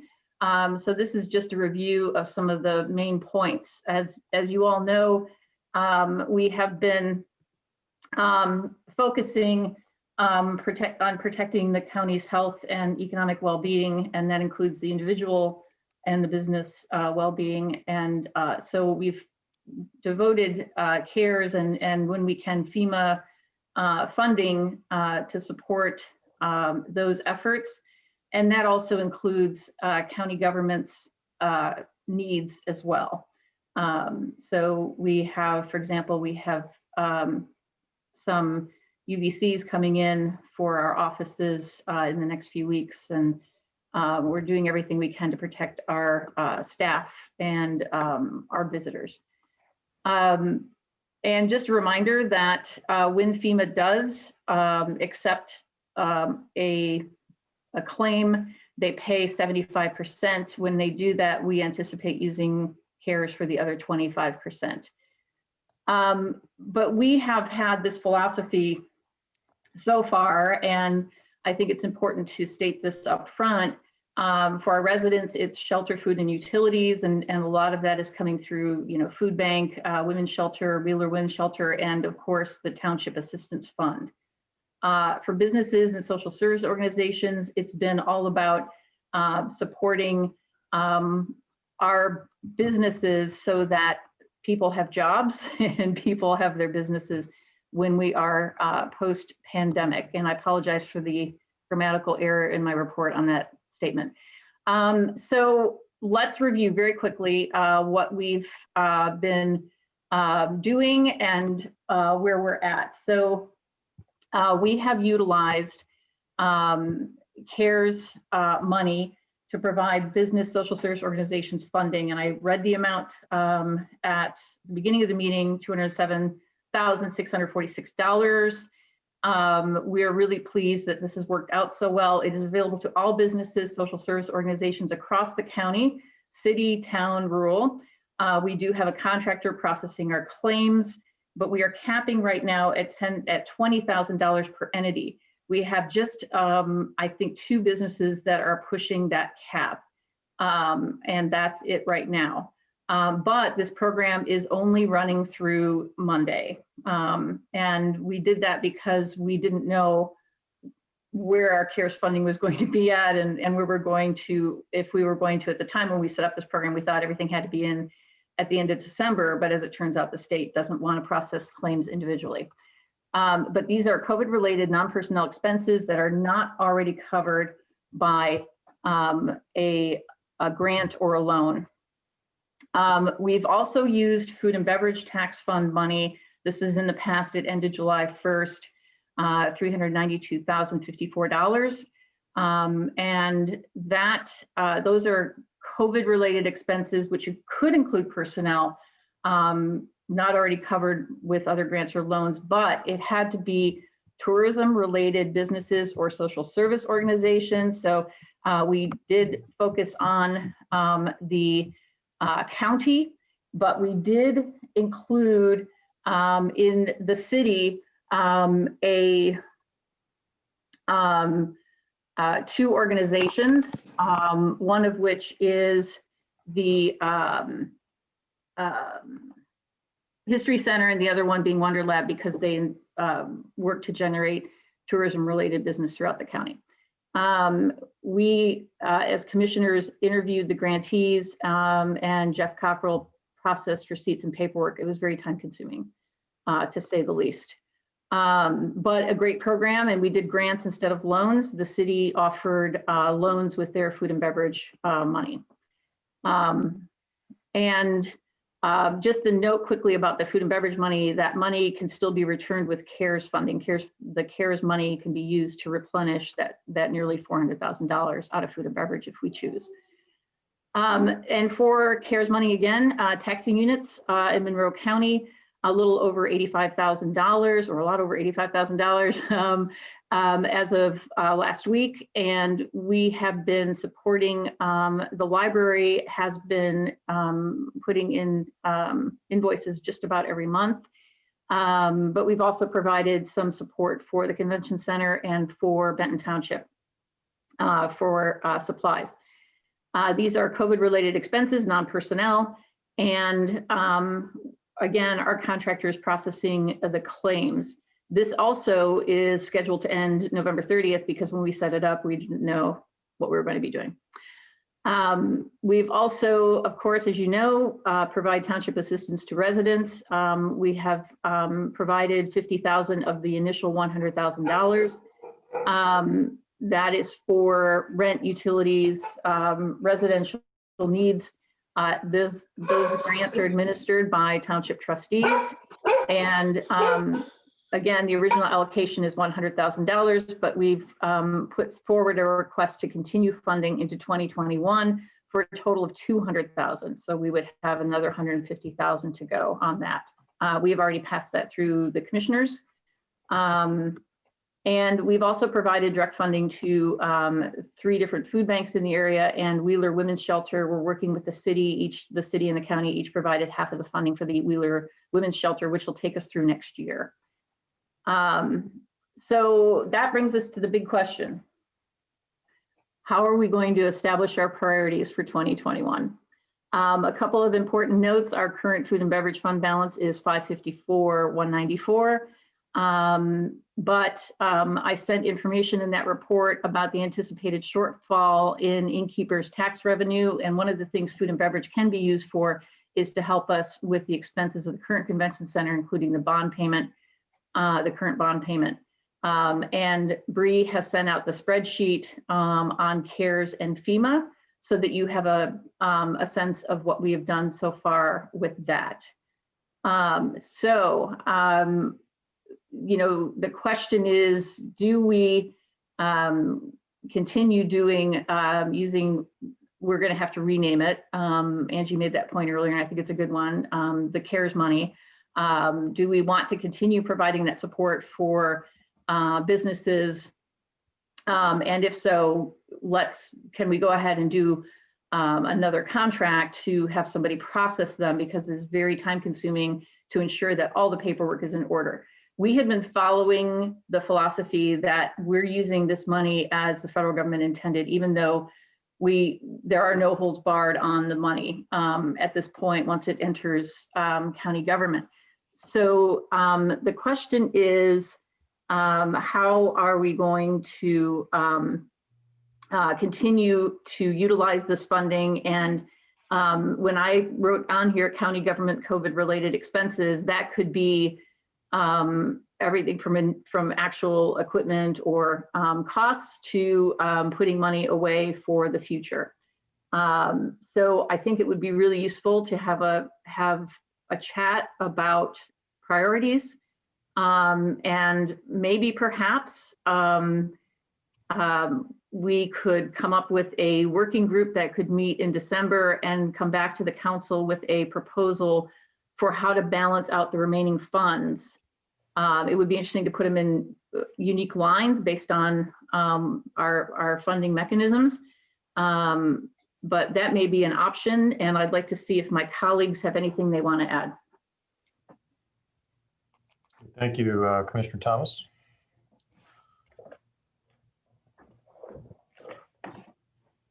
See if Commissioner Jones or Commissioner Githens would like to speak. I believe Julie covered it all pretty thoroughly. We're just anxious to hear what you all are thinking about. Thank you. Okay. So I think we'll go ahead and turn to council now. It looks like Mr. McKim would like to get started. Yes, and I appreciate that. It was good to see the recap of everything that the commissioners have done as far as COVID relief. Thank you. This was an extremely useful report. Yeah, I'm definitely interested in talking further about food and beverage in particular.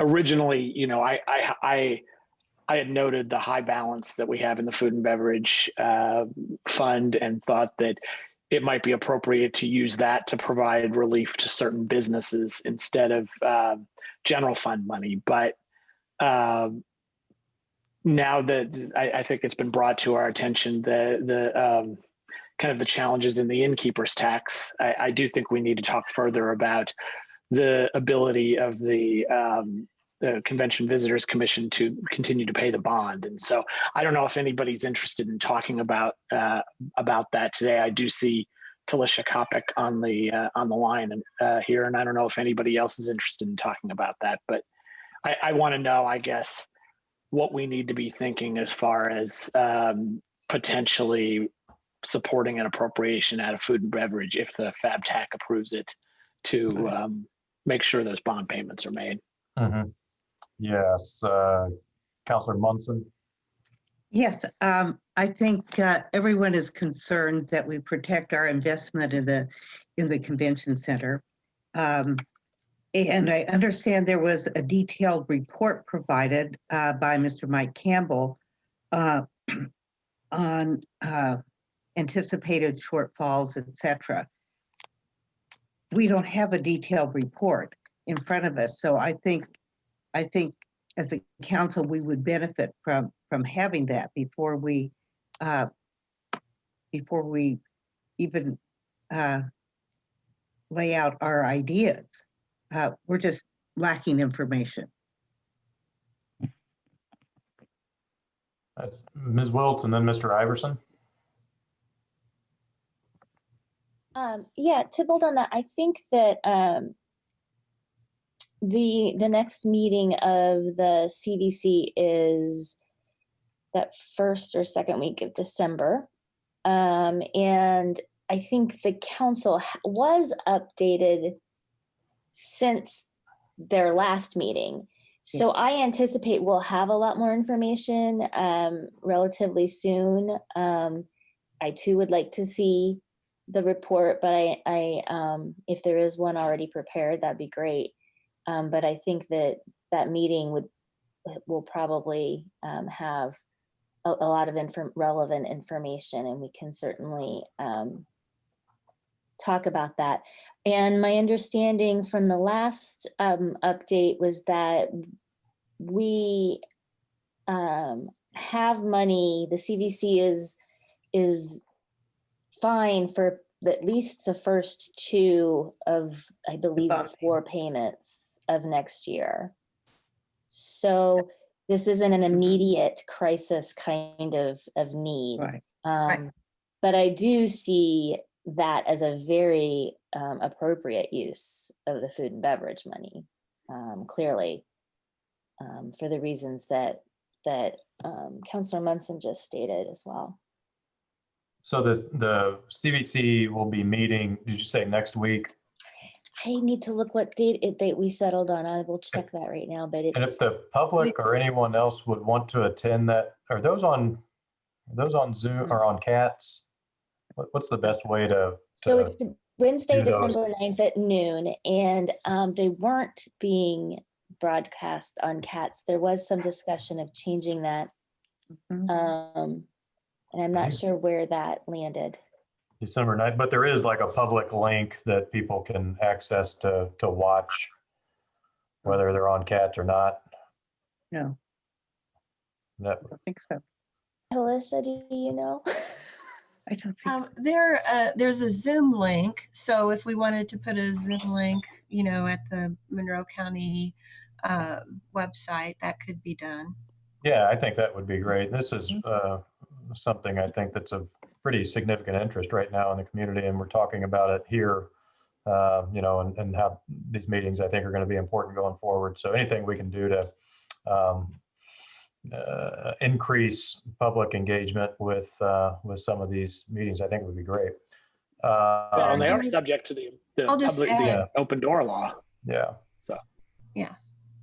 And I'll just add, the CVC, Mike Campbell wasn't able to be here tonight, but, top priority is that debt payment. I think everybody knows that and understands that. I think it's just prudent to kind of look at the whole picture.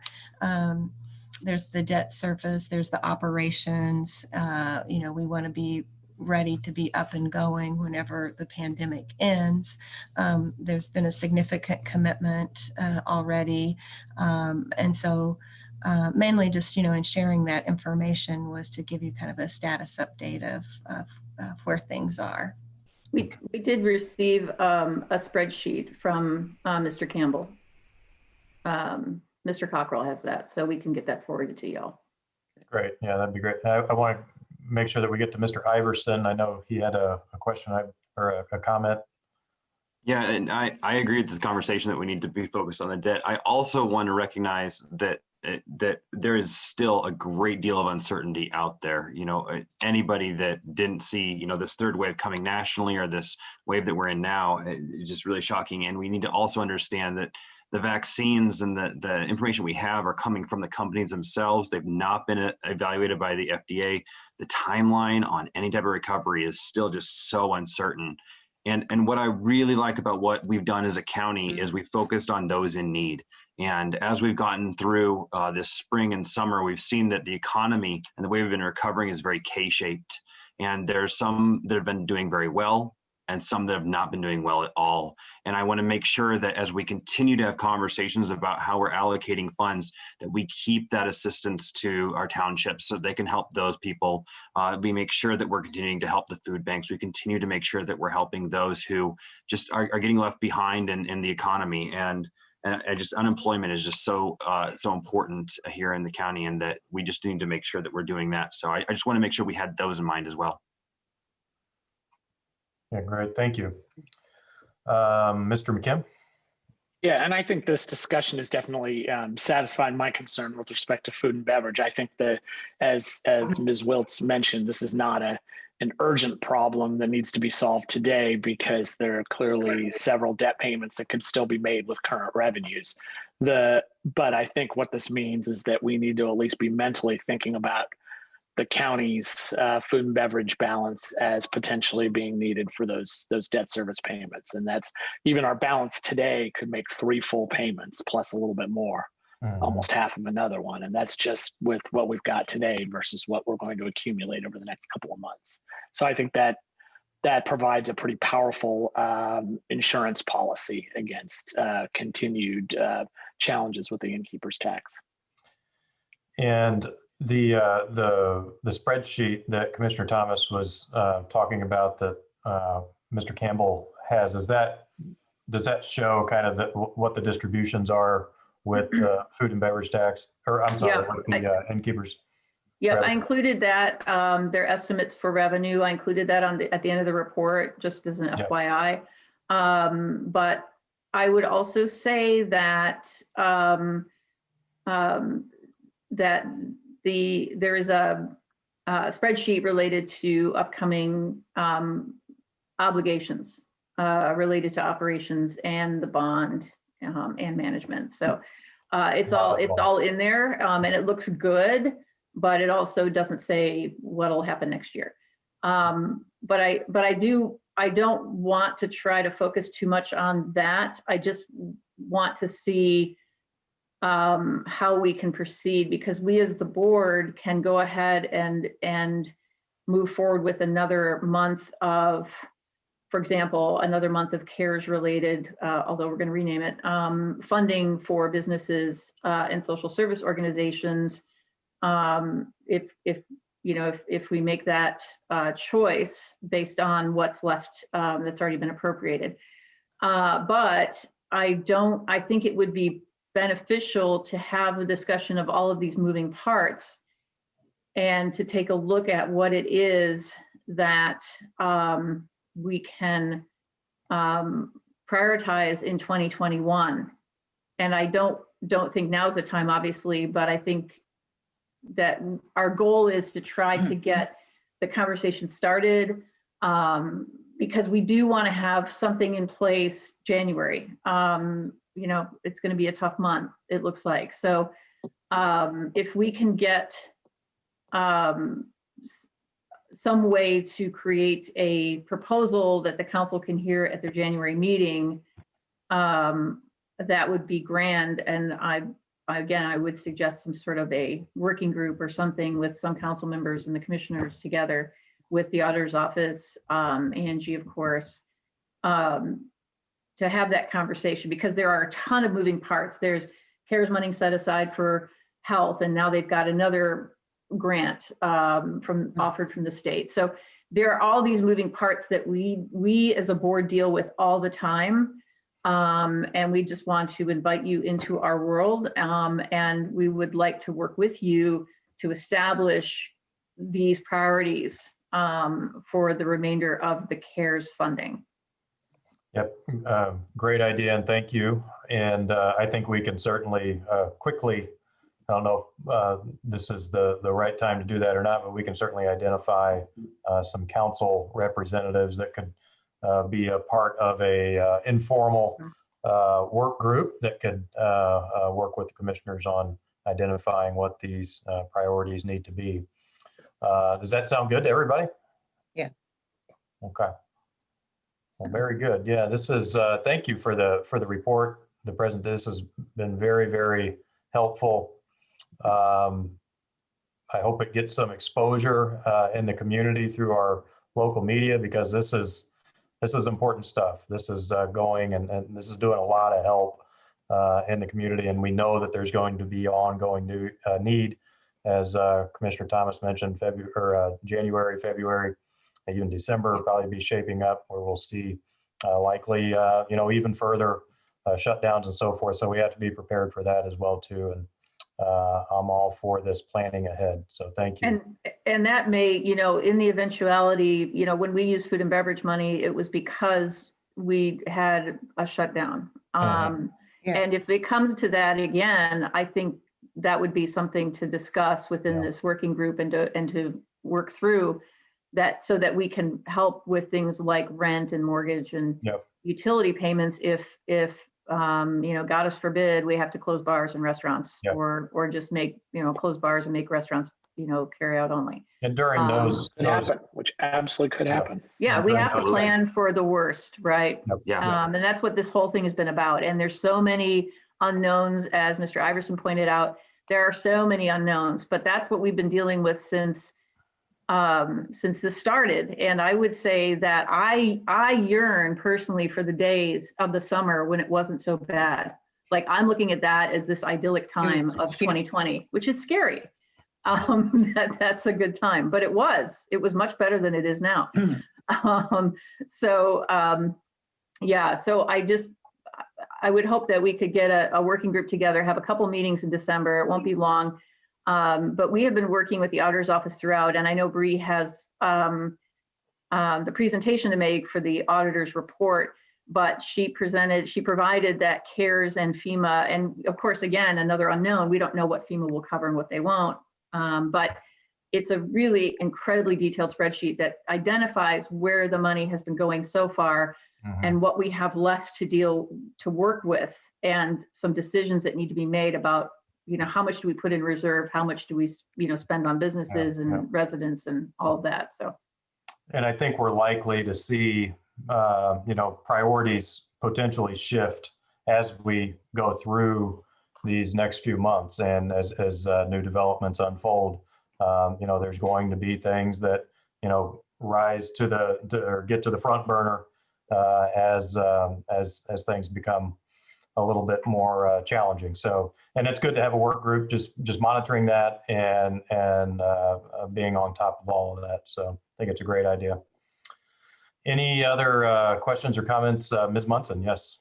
Yes, for Commissioner Thomas, you mentioned two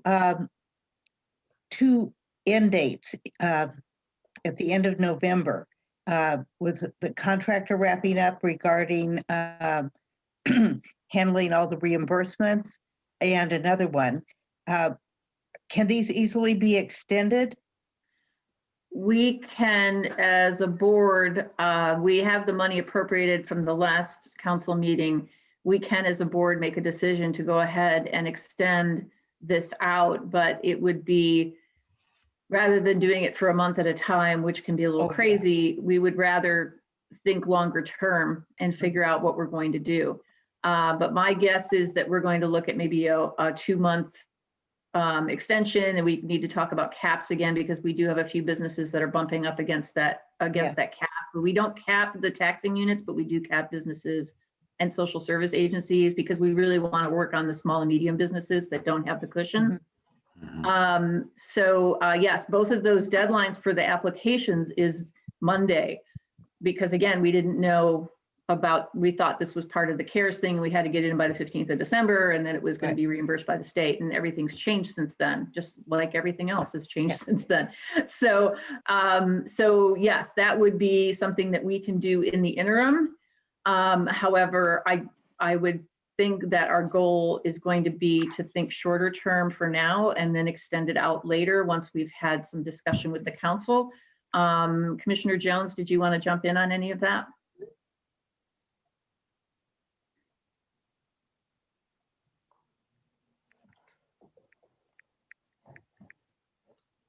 Maybe not. Yes. Sorry, I did not want to unmute. No, I'm totally in agreement with all that Julie has said. We really need to have a general discussion about this probably make a short-term decision about a few things and then really have a plan for how we're going to look at the long term. Hopefully it won't have to be a month by month thing. Mm-hmm. Mm-hmm. Yes, and Mr. McKim. Yeah, and so just to be clear, when we're talking, I think the council's decisions on this are really going to need to be focused on next year, in 2021. We've already made an appropriation that I think it sounds like should fund all of these programs to the degree the commissioners choose to the end of the year at least, right? Is that the way the commissioners see it? Right. This is really a working group to talk about how we allocate the dollars in 2021 that are remaining. Because a lot of what you appropriated, well, not a lot of it, but a good number of the dollars that you already appropriated are still going to be there because they have not been spent, and and they'll be there in 2021 to be reappropriated.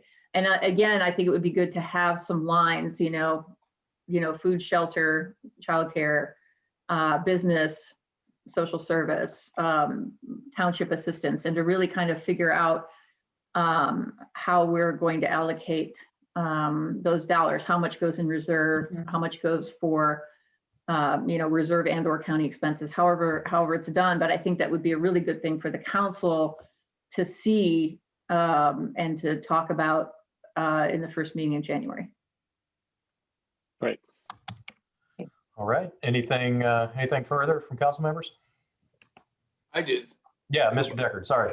No, you're fine. I appreciate the presentation. I appreciate the information.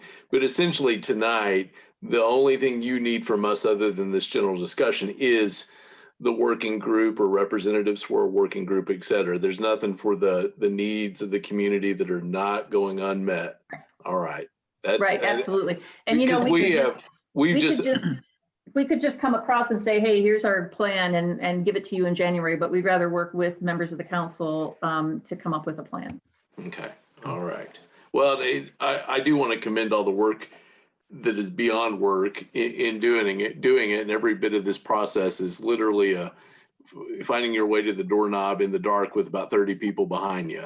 And it's just, that's probably not the best way to describe it, but literally everything changes, right? We're planning Thanksgiving the way we are because we don't want to have the other holidays the way they will be, and that's going to be affecting January, February, et cetera.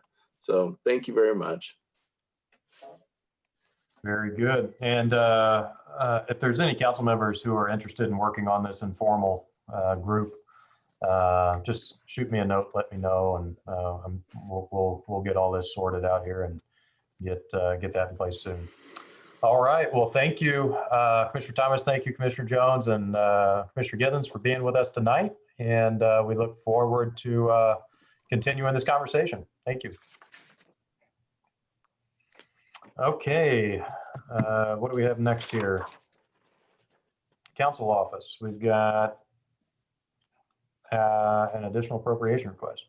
Council, I move to approve the council office request for an additional appropriation in Fund 1000-0061, General Fund Council, in the amount of $9,000 in the services category. Second. Hello, Michelle. Hi. Council, I have forwarded to you 2 invoices from Wagner, Irwin, and Shealy. That is our third-party administrators that are conducting the job review for us. And those 2 invoices total $11,867.50. I currently have in the council budget $3,853 in our services contractual line.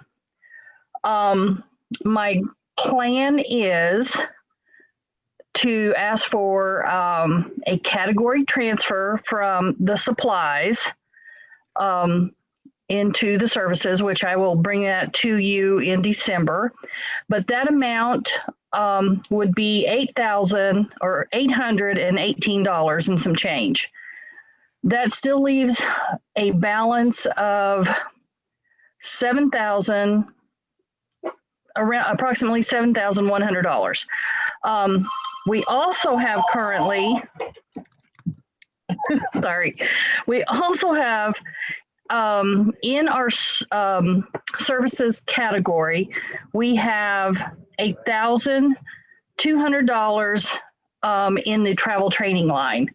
With your permission, I would like to do an in-house transfer to move that to the contractual line. And then after the in-house as well as the category transfer, we would still need an additional appropriation of $5,989. So I don't need the entire 9,000. So I'm requesting that be reduced to 6,000. If I can make those in-house transfers as well as the category transfers. Okay, thank you for that very helpful information. Does anyone have any questions regarding? Council, Yeah, okay. We got a motion. All right. Well, Council, I move we reduce the appropriation request to $6,000. Second. Okay. Any questions on that motion by Mr. McKim? Any discussion on that? Those ones are easy. Yep. Any public comment? All right, we'll do a roll call vote. Counselor Deckard, Yes. Counselor Welts, Yes. Counselor McKim, Yes. Counselor Munson, Yes. Counselor Hawk, Yes. Counselor Iverson, Yes. Counselor Spoonmore. Yes. Motion passed unanimously.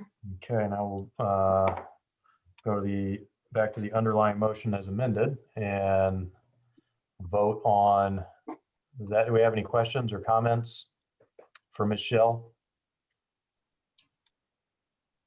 Any public comment? All right, we'll have a roll call vote, please. Counselor Spoonmore, Yes. Counselor Iverson, Yes. Counselor Hawk, Yes. Counselor Munson, Yes. Counselor McKim, Yes. Counselor Wiltz, Yes. Counselor Deckard. Yes. Motion passed unanimously. All right, Michelle, is there anything else we can do here to be helpful? Not on this particular item. So we will now move on to our next item, which is the 2021 council meeting schedule. If I could share my screen. Let's see.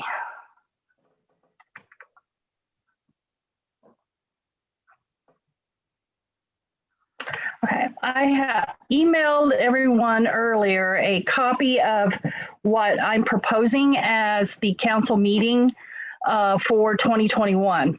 And it's the same basic. It's the Tuesdays, the second and the fourth Tuesdays of every month, with the PAC meeting the first Tuesday of every month.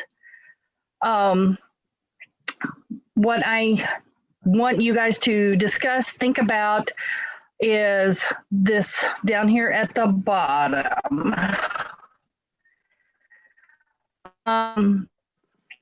We will need to finalize the calendar at the December meeting. So this is why I want to talk about it tonight.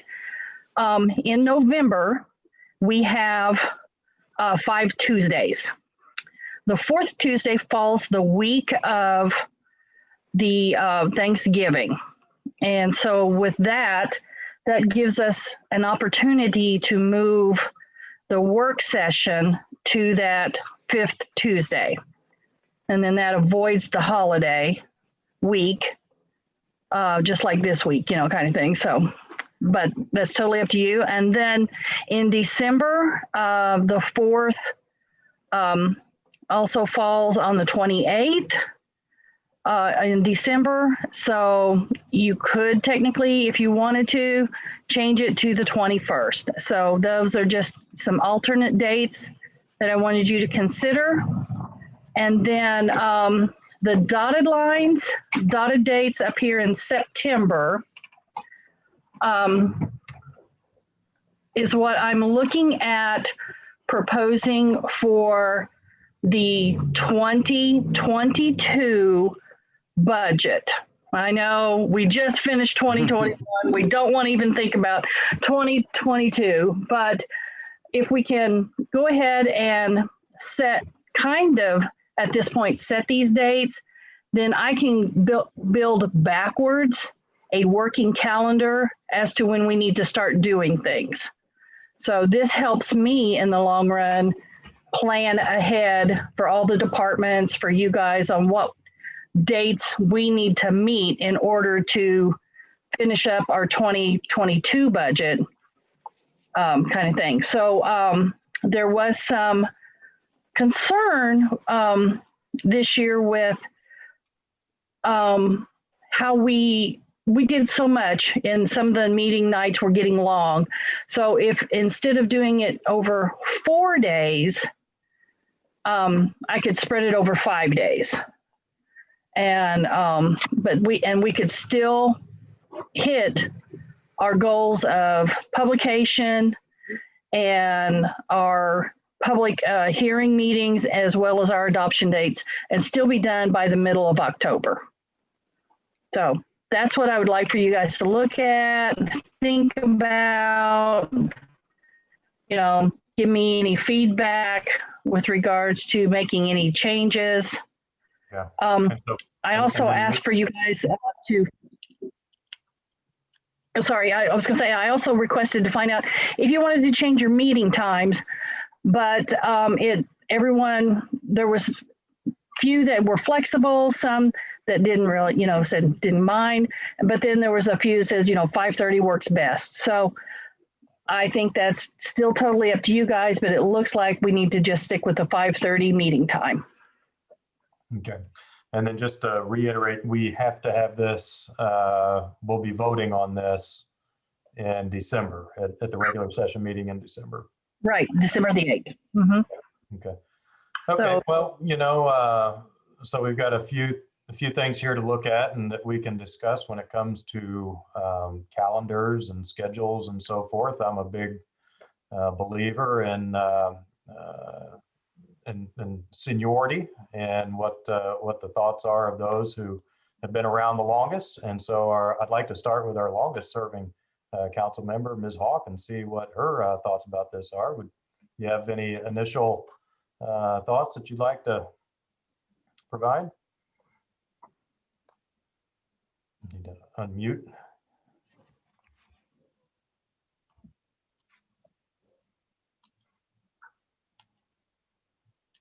Still.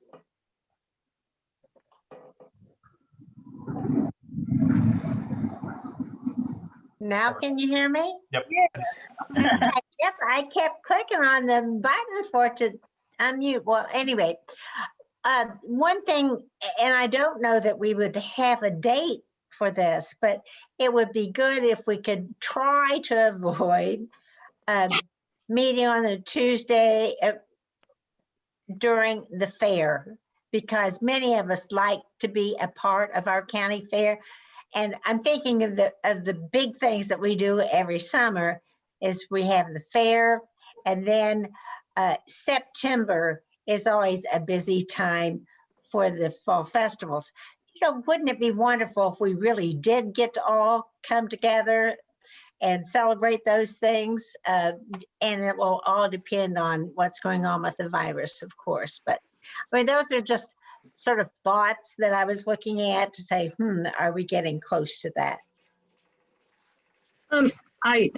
Sorry, I haven't been to a county fair forever. When does the Monroe County Fair normally happen? Well, that's it. We would have to check with our extension office and so forth to see. But they probably are just up in the air with it too, the way everything else is. The last time, well, I know they changed it and we had to do it in July, right around the 4th. But then we didn't get to have it. So And it may just be too much up in the air for us to even try to work around those. It says right now that it's scheduled for June 29th to July 5th. That makes sense because it's usually around the 4th now. Yeah. Oh, okay. So that would be right after the fair. Yeah. Right. No, actually, the green circles are the 2nd and 4th, right? Right. The blue circles are for PAC. Yep. And at this point, I'm not going to assign PAC any times until we know who's going to be on the PAC committee, and then they can decide if they want to meet the times that they want to meet. So, that works best for them. So I know that we've, in the past, we've scheduled them for 4 o'clock, but here lately, because of the pandemic and that kind of thing, we've been meeting at noon. So, and that seems to work out really well. So I just thought we could wait on assigning a time for PAC until, after January. That sounds good. I do like the idea of having 5 days for budget workshops versus the 4 that we had. That was just almost too grueling for me personally this year. I don't know how others felt about it, but we did have some late meetings, and it was due, I think, to a lot of the situation that we're in with COVID. But next year I think is going to be another interesting year too. So it'll be good to have some additional time to spread that out a little bit longer. Just my personal opinion. I know that last year for the budget for 2021, the year before, I mean, we did it in 4 days and it just totally rocked. Yeah, right. This year, we did it in 4 days with a similar schedule, but it's probably because of Zoom and doing it that way. We did end up having long meetings, and we had, public comment, thrown in there as well. And I just think that this year alone was just totally different than what we've ever experienced. So. Yeah, Councilmember Hawk. Yes, as a reminder, we spent a lot of time this year preparing for the Monroe Fire District. So that did take a lot of additional time. And who knows, maybe there'll be something else big like that for us to discuss next year. But let's also try to keep an eye on what's happening in September, because since we've been so isolated from so many of these wonderful events, that if they do have the festivals in Steinsville, Ellettsville, and of course the one in Harrisburg is early in, but that's not during the week, like Steinsville and Ellettsville has some like Thursday, Friday, and Saturday. So we could kind of see if anybody has tentative dates for those. Yeah, good idea. Okay. And this year, I did immediately following Labor Day. So, some people, that may have caused a, hardship with regards to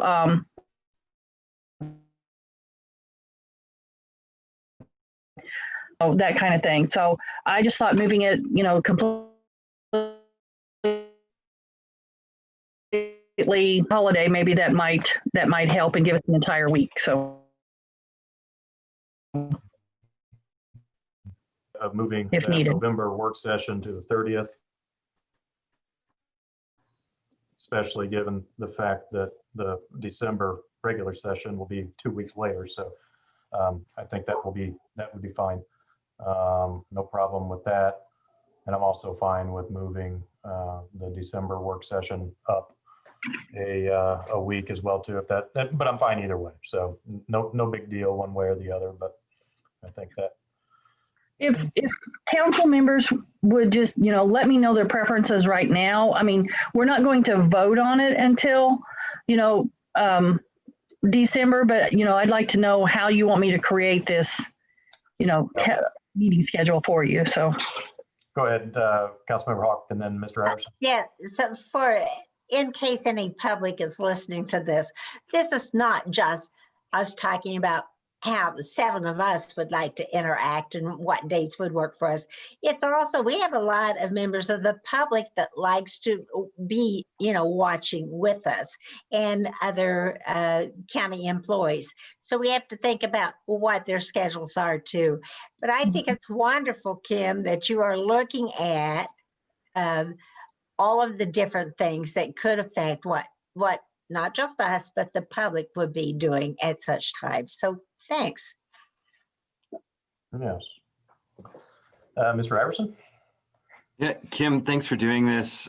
There's just so much uncertainty. I like the idea of what you've done in November and December with the squares, the red squares. That makes sense to me. Usually I think a lot of people like to travel those weeks, but who knows if we're going to be traveling. There's just so much uncertainty. But in general, I like the placement of those red squares. I like having an extra day to do budgets in September. I think that's wise. So yeah, I like what you've done here. Yes, Ms. Wiltz. I just want to concur with everybody. Kim, it looks great. I'm happy to use the red square dates or not, whatever works. Sounds like people are okay with that. That's fine with me. All of it looks good. Thank you for doing it. I'm sure. So is there any council member that's opposed, I guess putting it that way, that's opposed the red square dates? No. There's nothing on here that gives me any issues. Now this year, because of the technology of Zoom, we took our girls away for a place where we just stayed by ourselves, and I did a council meeting on the road, and my gosh, we'll have to be flexible with whatever happens. It's like a Cracker Jack box, everything we're doing. But no, I like the spreading the budget out. The thing I always think, I don't mind me sitting in a chair late at night. I feel bad for other council members, but particularly I feel bad on that last Friday night of budget. We had some department heads that were like we were getting into 12 and I don't know, what we go to 1 that morning? I don't want to revisit that. Yeah, I feel bad for them, and they got a day job to do beyond sitting with us, so I like spreading it out. Yeah, okay. Brings back bad flashbacks. I think I blocked it. I don't know what you're talking about. Yeah, totally repressed that from my memory. Any other questions, comments on this? I think it sounds like we're all in pretty good consensus here on how to move forward. Gosh, it's nice to have kind of a lengthy discussion on something where we're all in agreement. This is great. Okay. Well, I appreciate being able to go ahead and think about next year's budget dates and working backwards. I mean, this gives me a lot more time to think about and making sure that Bree and I, since she's new, this will be our second attempt at this, and this will be her all the way, first time all the way through, that is going to give us more time to plot things a lot, more moving forward. So I appreciate you guys looking at this. Yeah, let's just confirm those dates in September for the Fall Festival. I think that'll be a good idea out there in Ellisville. That's a big deal, and we'll just want to make sure we know what the dates are on that before we make any final commitments here. But I think otherwise we're in good shape. Thank you. All right. Well, thank you. Okay. And now we're moving on to item 12, which is our monthly update from the auditor's office. We have Ms. Gregory with us. Welcome. Thank you. Good evening, Council. I have a few updates for you tonight. First, you should have received the October 2020 revenue report. It was emailed yesterday, so as always, please don't hesitate to reach out with any questions as you review. Also, as you know, we've been in the midst of the 2019 SBOA audit. So just a quick update that is going well. I anticipate that they will schedule the exit interview soon. At this current moment, they have everything needed from us to date. They're just still reviewing the gap report, which is, a lot more intense than previous reports, and comparing with all the information provided. So hopefully, we get those results soon, and that exit interview will be scheduled, and I'll keep you updated on that. Then finally, I think this is what everybody is most interested in. I have a CARES and FEMA update. So you did see that spreadsheet in Dropbox. It is a lot of information. It's great. Sarah Malone has been keeping that updated and doing an awesome job from our office. But for CARES, that we were allocated 4.7 million and change for eligible COVID expenses. To date, we have claimed $4,147,216.02. Most notably, we have received approval for the payroll claim, and that's 3.4 million and change. And that's going to be wired on Monday, actually. So that's good news. Also, I recently reached out to the IFA inquiring about claiming further payroll expenses. That has been their preference. As you know, they're prioritizing those. And they are actually allowing those to the end of December. So we will, which is wonderful. So we will be claiming those payroll expenses, turning them in. They're gonna accept like a report of what would be, since everything is due by the 15th and it's through the 30th of December. So I anticipate having that approved and having those funds, which will should maximize the full amount allocated to us. And if not, we'll be very, very close. Currently, the remaining portion of CARES money not claimed is $619,326.98. So with the payroll yet to claim, we'll be really, really close, if not there. So we'll look at it once we have those numbers from payroll and make the appropriate adjustments then. Yeah. So yeah, I feel really good about that. And then FEMA also, our current status, we just got through the peer review. So it's pending final FEMA review at this point. So to date, we have turned in $80,567.12. I have another submission that's ready to go. I'm just in the final review process to make sure all the documentation is on the up and up. And that is $43,556.52.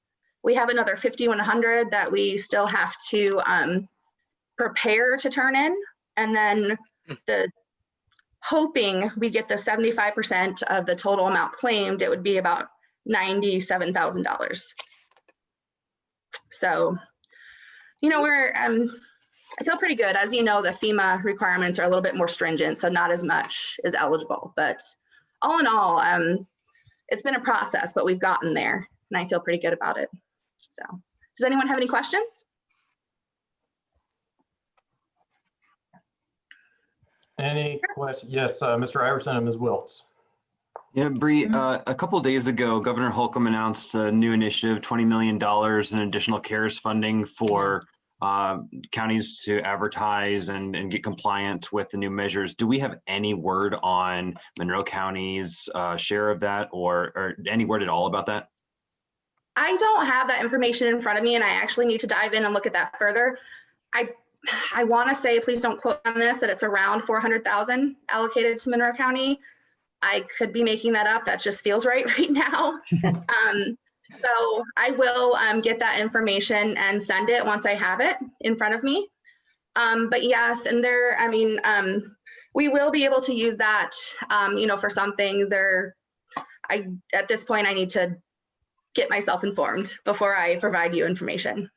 I need to get myself informed too. That's why I'm asking the questions. Yeah. Commissioner Thomas, did you have some additional information?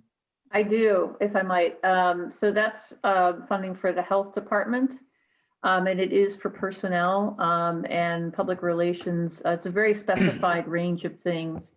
It is not to cover future, but only past expenses. So I know that Penny Caudill is on top of it and is going to get all that she can out of that fund. But that's one of the many moving parts that we get thrown on a regular basis. So yeah, thanks. Well, thanks for letting us know what you know. Ms. Wilkes. Yes, you said that if I remembered your numbers correctly. No, wait, first, thank you for all of this. I can't even imagine how much work this is. And it's mind-blowing, and I really appreciate the updates and the emails with all of the charts, and it's just amazing. And then you're doing this on top. So thank you. The FEMA, we've heard over and over again, FEMA reimburses 75%, and then we'll get the other 25% from CARES. But it sounds like we're going to max out our CARES stuff anyway, so we're not probably going to recoup everything we claim or submit. Is that correct? That's correct. From FEMA, like I said, we get that 75%. So if we needed to maximize CARES, we could. However, we don't anticipate needing to do that. Okay. And just another point that I failed to mention is I have reached out, somewhat harassing our FEMA representative, trying to get a timeline of when we can expect to receive some reimbursements, and I haven't heard yet. So it seems that they're kind of learning as they go as well. So we'll see what happens with that, but I am on it, and I will provide the information once I have it. I have no doubt. Thank you. Thank you. Mr. Kim, did you have something to add? No, actually, my question was just answered. Okay. All right. Anything else from council? Mr. Deckard, yes. One thing I just wanted to say, if ever there's a struggle with FEMA, sometimes in past experience, the struggle was well above that person. Sometimes our legislative liaison offices can be of assistance to us through our either 2 U.S. senators or member of Congress, and they've got folks that will gladly make that call, and sometimes that straightens it and helps things move quickly, and sometimes it doesn't. But it's one thing out there. If we can do anything as elected members of this body to connect that, or the auditor wants to, we would just gladly support it. Other counties are definitely contacting them if they need it, that know about that. Thank you very much. Thank you. Okay. All right. Well, thank you, Bree. Appreciate it very much. And we will see you soon. Okay. Great. Thank you very much. You bet. Have a good night. You too. Okay. Lucky number 13 is our minutes. Close things. Hold Approve on. next. Yep. Here we come. Council, I move to approve the summary minutes for the September 8th, 2020-2021 Budget Review Session 1, September 9th, 2020-2021 Budget Review Session 2, and September 10th, 2020-2021 Budget Review Session 3 as presented. Second. All right. Any questions or comments on the minutes? Any public comment on the minutes? Seeing none, we'll do a roll call vote. Counselor Spoonmore, Yes. Counselor Iverson, Yes. Counselor Wiltz, Yes. Counselor McKim, Yes. Counselor Munson, Yes. Counselor Deckard, Yes. Counselor Hawk. Yes. Motion passed unanimously. Okay. Thank you. And we are now ready for council comments.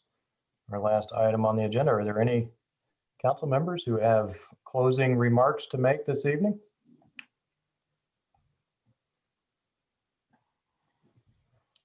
Well, I do. I'll start, I guess.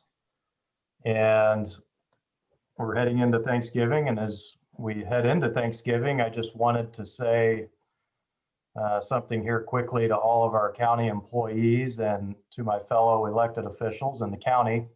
You know, this has been a hell of a year and a tough year in so many ways.